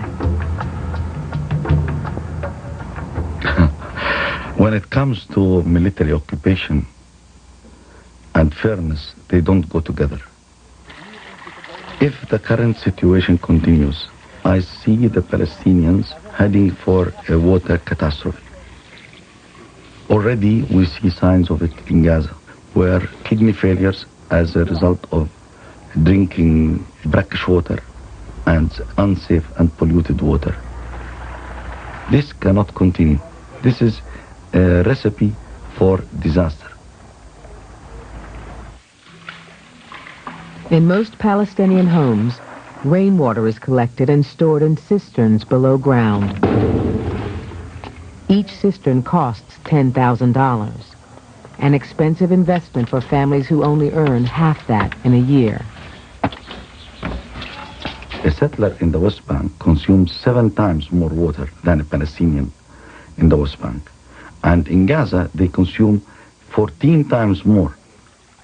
This is a source of injustice, which is causing many Palestinians to ask, why? We need to have water. Our children drink water exactly like Israeli children. Of all of the people in the Middle East, the Palestinians are those most short of water. And I, as an Israeli, would like to say that without getting into the amounts of water that are under discussion, it should be in Israel's interest to see to it that the Palestinians get a fair deal and get enough water so they feel comfortable for the future. It's in Israel's interest to live in peace with its neighbors. I think the potential for conflict is going to persist until we see water-sharing agreements that divide the water equitably in each of the major river basins in the Middle East and elsewhere. We're beginning to see countries realize that they have benefits to gain from cooperating, and if they continue to see that, we could see water and water scarcity become a motivation for peace rather than war. Half a world away, the tug-of-war over water goes on in the arid American West. There's a lust for water here that borders on obsession. When people get free time, they head for the nearest water they can find. Rivers, pools, artificial lakes. There are no natural lakes here. Water from the Colorado River has transformed a desert into the fastest growing region of the country. 10 major dams stop up the river, and canals siphon off water for irrigation and growing cities. Most of these water projects were constructed before the 1960s and 70s, when things began to change. These projects before were built with almost no environmental consideration at all. And then finally the Endangered Species Act, the National Environmental Policy Act came along, and those allowed the public into the process. And then the costs began to get outlandish. the best sites had been taken. And so the newer dams were much more expensive for the equivalent amount of water that you might get out of them. And essentially, as the country amassed a greater and greater federal deficit, people began to say, wait a minute, why are we building billion-dollar dams when all you have to do is conserve some water and you can get just as much with conservation as you would with supply? The city of Denver was forced to put these new realities to the test.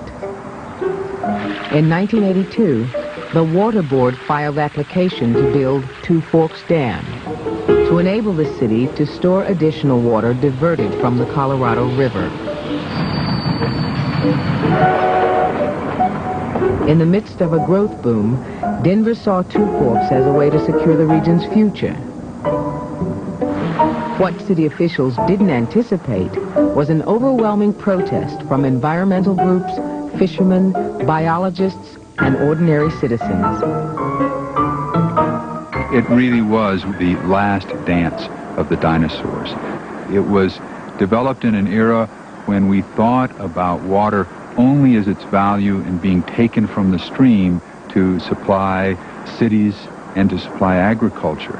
We're now in the mode where we think about water in its natural course as valuable in its own right. Two Forks Dam was to be located 25 miles from Denver on the South Platte River. It would flood a 28-mile stretch of land, including Cheeseman Canyon and a prime trout fishery. You can't understand what a dam does and what a reservoir is unless you've been there before the construction. And if you go out to Two Forks, what you find is the narrowing of a great canyon, a very efficient place to put in a 60-story high cement plug. But it is a place you don't want to lose. And people went there and they spoke out in different ways and said, we don't want to lose that place. There was more than Cheeseman Canyon at stake. The Platte River flows north into Nebraska. Biologists worried that Two Forks Dam would pirate the Platte River's flow, strangling wetland habitat for migratory birds. All around us right now, we're hearing the sound of the sandhill cranes that visit the Platte every spring as part of the greatest migration of cranes that occurs on the face of the earth. They gather on this river in numbers that are truly astounding. 500,000 sandhill cranes gather here each spring. And here in central Nebraska, they have the perfect combination of flowing water, a shallow river, fields of food for them to eat. And in this gathering, we have one of the greatest spectacles in North America. And people come here from all over the country and all around the world to see this event because it's unmatched anywhere else. Dams have impact not just upstream in the area that gets flooded by a reservoir, but downstream throughout the entire system where the blockage of flow alters the way the river flows downstream and can alter the habitat significantly. The Platte River used to be over a mile wide. Today, diversions for irrigation have reduced its flow by 70%, squeezing migratory birds into smaller and smaller areas of habitat. Towns and communities along the Platte have finally come to the realization that the kinds of flows they need to sustain drinking water supplies and to just generally provide for a healthy human environment are very similar to the kinds of flows that we've been saying are needed to sustain an ecosystem. So in a very real sense, what happens to the cranes is an indication of what's happening to us and the human community here on the Platte. Still, the question remained, how to provide for Denver's growth. As the debate over Two Forks raged on, Denver spent $45 million on land and environmental impact studies and nearly received a permit to build the dam. But at the 11th hour, the project was vetoed by the Environmental Protection Agency. All in all, we were able to demonstrate that you could supply 20% more water than Two Forks for half the cost of Two Forks and for 1/10 or 1/20th the environmental damage. Whenever cities have expensive capital projects to look at, you can almost always demonstrate conservation makes more sense than building a new project.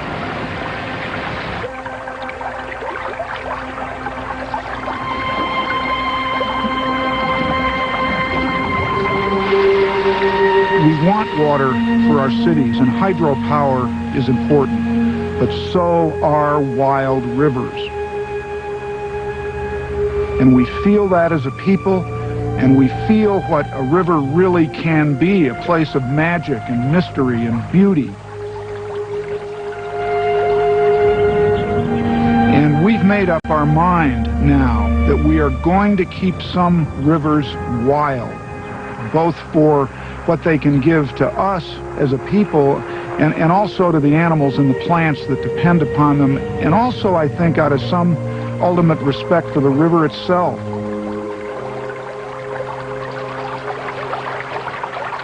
Denver now had to look within to figure out how to meet its water needs without a new source of water. And what Denver found is that a gallon of water saved through conservation and efficiency is just as good as a gallon supplied from a new dam like Two Forks. In fact, it's better because it doesn't involve destroying a beautiful place like Cheeseman Canyon. Denver has since been encouraging conservation citywide. It turned out that just installing water meters made homeowners more conscious of how much they use. The Water Board raised water rates and now gives cash payments to businesses that adopt efficiency measures. We are beginning a pilot program that will pay a business 3 times what they would pay us for the water if they save that water permanently.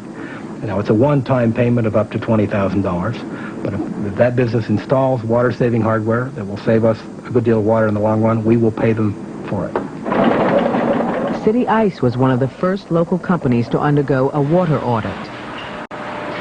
The biggest item was to try to do something with processed water that was coming off our ice-making operation. We were able to end up with about a 1.5 million gallon reduction in our water usage on an annual basis. Water from the ice-making process was reclaimed for use as a cooling agent in refrigeration.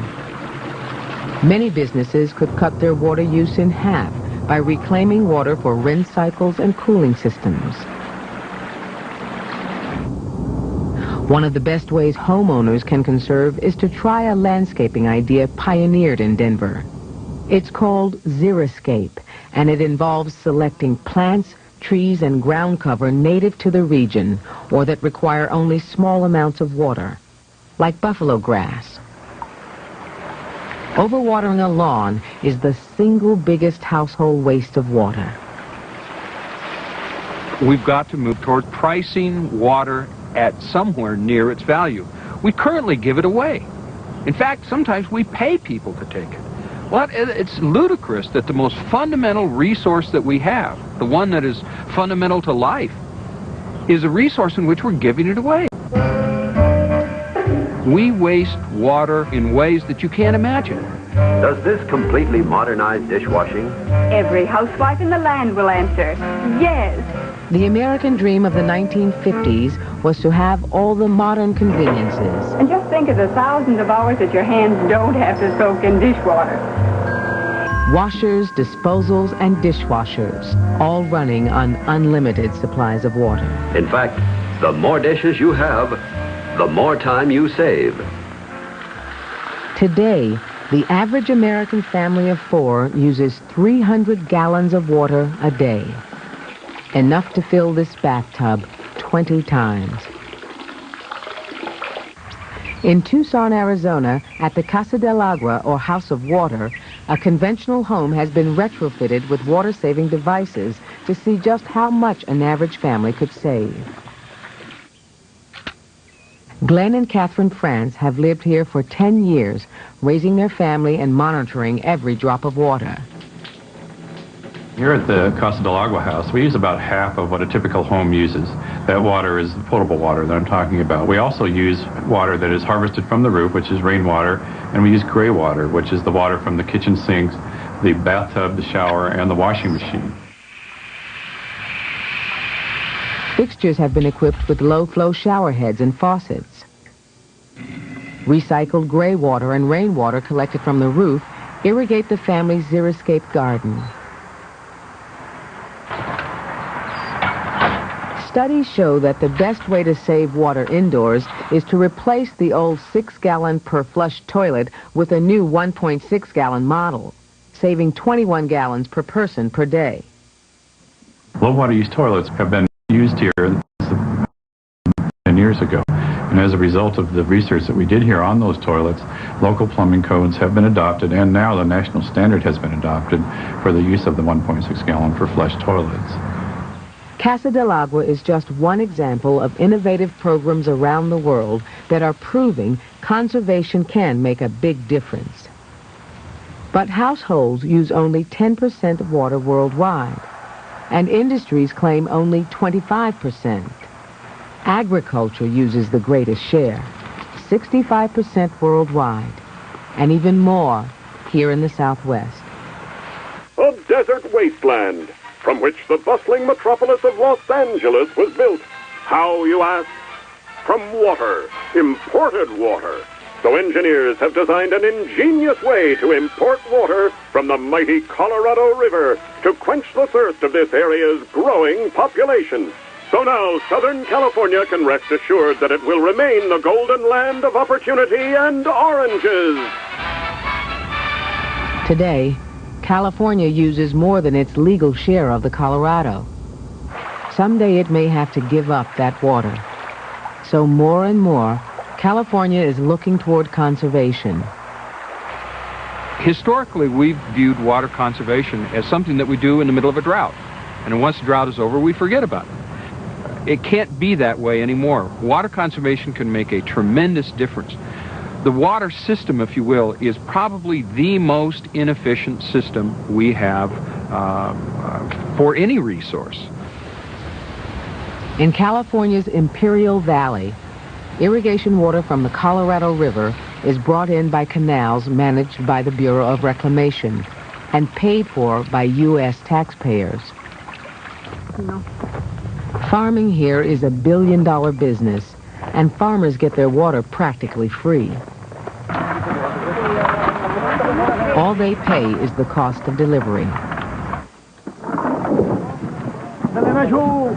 Dating back to the 19th century, water rights in this valley are tied to the land. Since water is so cheap, there has been little incentive to invest in conservation. The Imperial Irrigation District slurps up about a quarter of the Colorado River, maybe 20% of it, to irrigate 400,000 acres of land. Very permeable land and a scorching climate, so very high water demand. Now, a lot of people have complained about that for a long time as perhaps the ultimate example of inefficiency. The IID now is beginning to think about selling some of its water to Los Angeles. And I personally think that's a good idea. Los Angeles is really paying for the efficiency improvements and then paying for the water as well. Like this pump-back system that recaptures surface runoff, paid for by the Metropolitan Water District of Southern California. MWD gets to keep the water saved, and the farmer gets to keep the system. In new water marketing deals, farmers are beginning to sell their water to cities like San Diego. It's a good way for thirsty cities to find new supplies. But it can create windfall profits for landowners selling water that's been subsidized at taxpayer expense. The billionaire Bass Brothers of Texas recently bought 30,000 acres here and hope to market some of the water that goes with their land. We've got to stop giving away water as if it was a free good. You have farmers wasting water, and you have millions of people who need additional water supplies. Well, it doesn't take a genius to figure out that it's going to be, in a very short period of time, someday we're going to have a vote about this. Agriculture accounts for the lion's share of the world's water, and a very large share, on the order of 80 to 85%, in most of the western U.S. So this is really the biggest pool of water that we have. Saving even a tiny share of water in agriculture can free up a lot of water to meet new urban needs. Cities like Los Angeles are looking for ways to reduce the water they use and to reclaim and reuse water before they dispose of it. The Metropolitan Water District works with local groups like Mothers of East Los Angeles to encourage residents to install low-flow toilets. Started by Juana Gutierrez, the organization is now run by her daughter, Elsa Lopez. We have given approximately about 85,000 toilets, and that will be a savings of 7.6 billion gallons of water a year. People bring in their old water-guzzling toilets and exchange them for the new low-flow models. Residents benefit by saving on their water bills. And the Mothers of East LA get $25 for each old-fashioned toilet they collect for the city. The crushed toilets become roadbeds for freeways. The new toilets save the city 8 million gallons a day. We're really excited about having the water conservation program and the results that have come from it, saving all those gallons of water and saving the community money and bringing in jobs for them.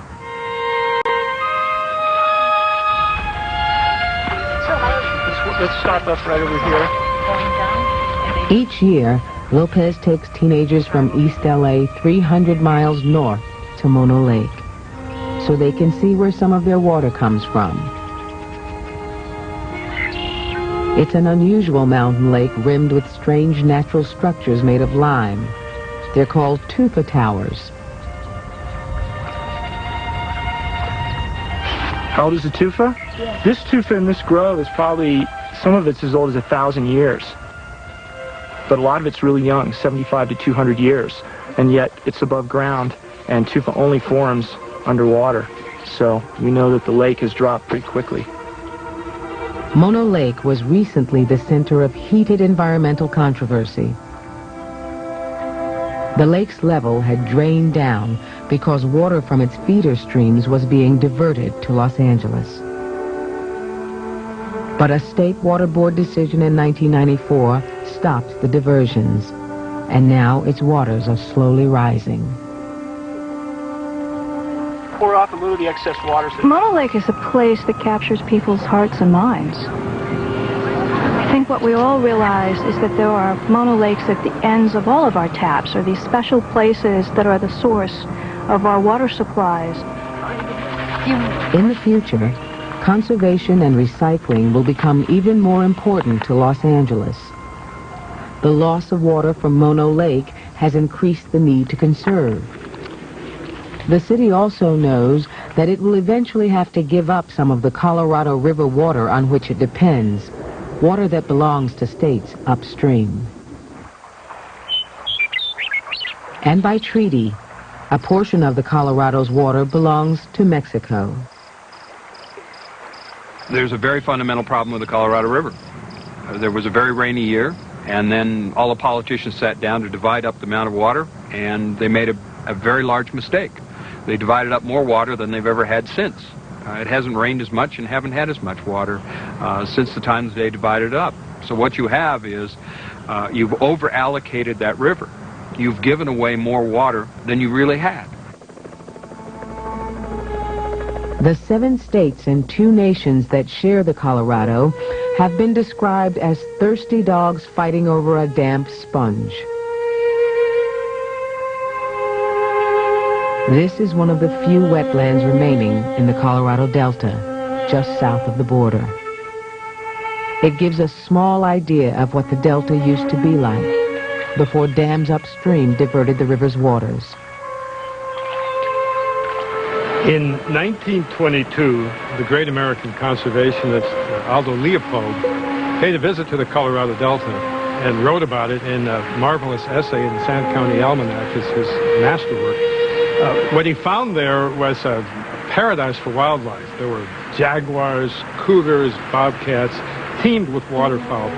It's so ironic that in that year, the Colorado River Compact was signed, and that began shutting off the flow of water to the Delta. So the Delta is now starved, and it's essentially a dead zone. Everything that Leopold saw there is gone. Leopold described the Colorado Delta as a milk and honey wilderness full of 100 green lagoons.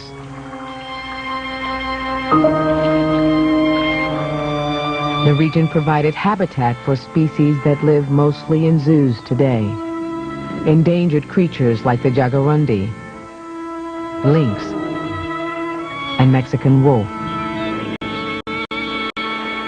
Today, the Colorado Delta has been transformed into miles of dried-out salt flats. Except in the wettest years, the river no longer makes it to the Gulf of California, its historic destination. Virtually nothing is reaching the Delta in an average year, and so the ecosystem has been completely changed, and the native communities that have relied on this ecosystem and this water for thousands of years are now suffering and very much in decline themselves. Fisheries in this region are in severe trouble, in part because of overfishing, but also because diversions of water upstream have damaged the Delta spawning grounds.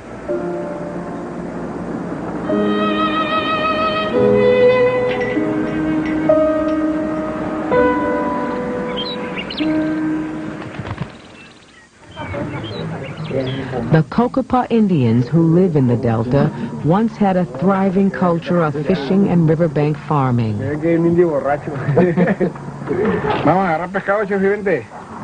Their way of life is now in jeopardy. Weeds choke the river behind their village. It's barely a foot deep. Pues, ¿qué le diré? Porque ya no hay río, pues está muy seco. Pues no hay agua, no hay pescado, no hay nada. Pues yo pesqué muy a gusto en la salada, como 14 años. No, pues el agua del río, pues es de mucha importancia porque es pues es donde vivimos nosotros, toda la comunidad aquí, en la pesca y en, pues todo, ¿no? Porque pues sin el agua, pues, ya ve ahorita cómo estamos aquí, fracasados por la cuestión, pues por falta del agua. Today, for their household needs, the Cocopah rely upon water brought in by the barrel. They say bathing is basically a teacup affair. As for fishing, the Cocopah must now haul their boats 40 miles to get to the saltwater channel of the Gulf of California. By the time they've bought fuel for both the trucks and the boats, it becomes a costly trip.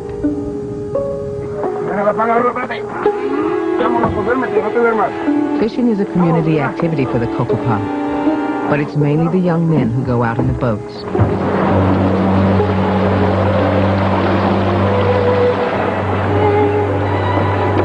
These waters were once rich fishing grounds,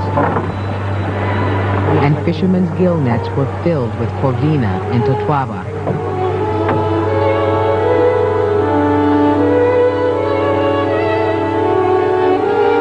But on this day, they catch nothing.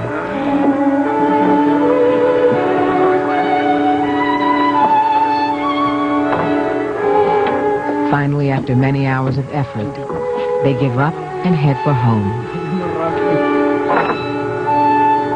It is a very long trip indeed.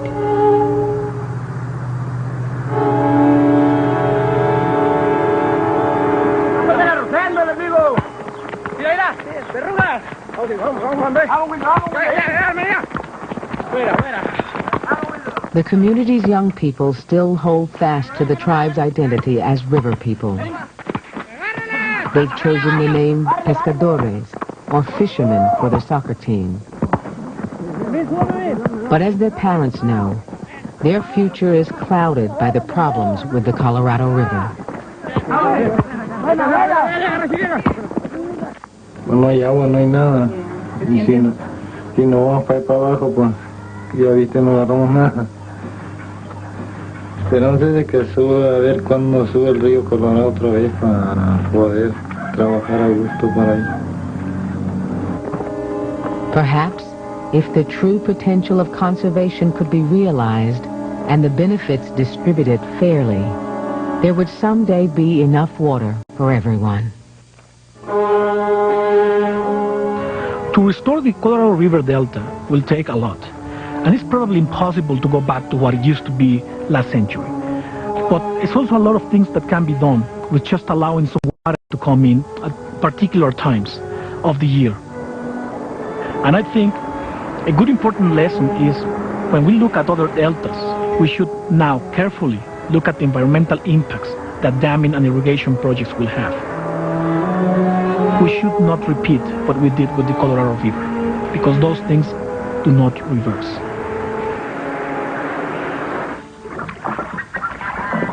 In the end, we may need a new water ethic, an ethic that says it's important now to begin sharing water with each other as well as with nature.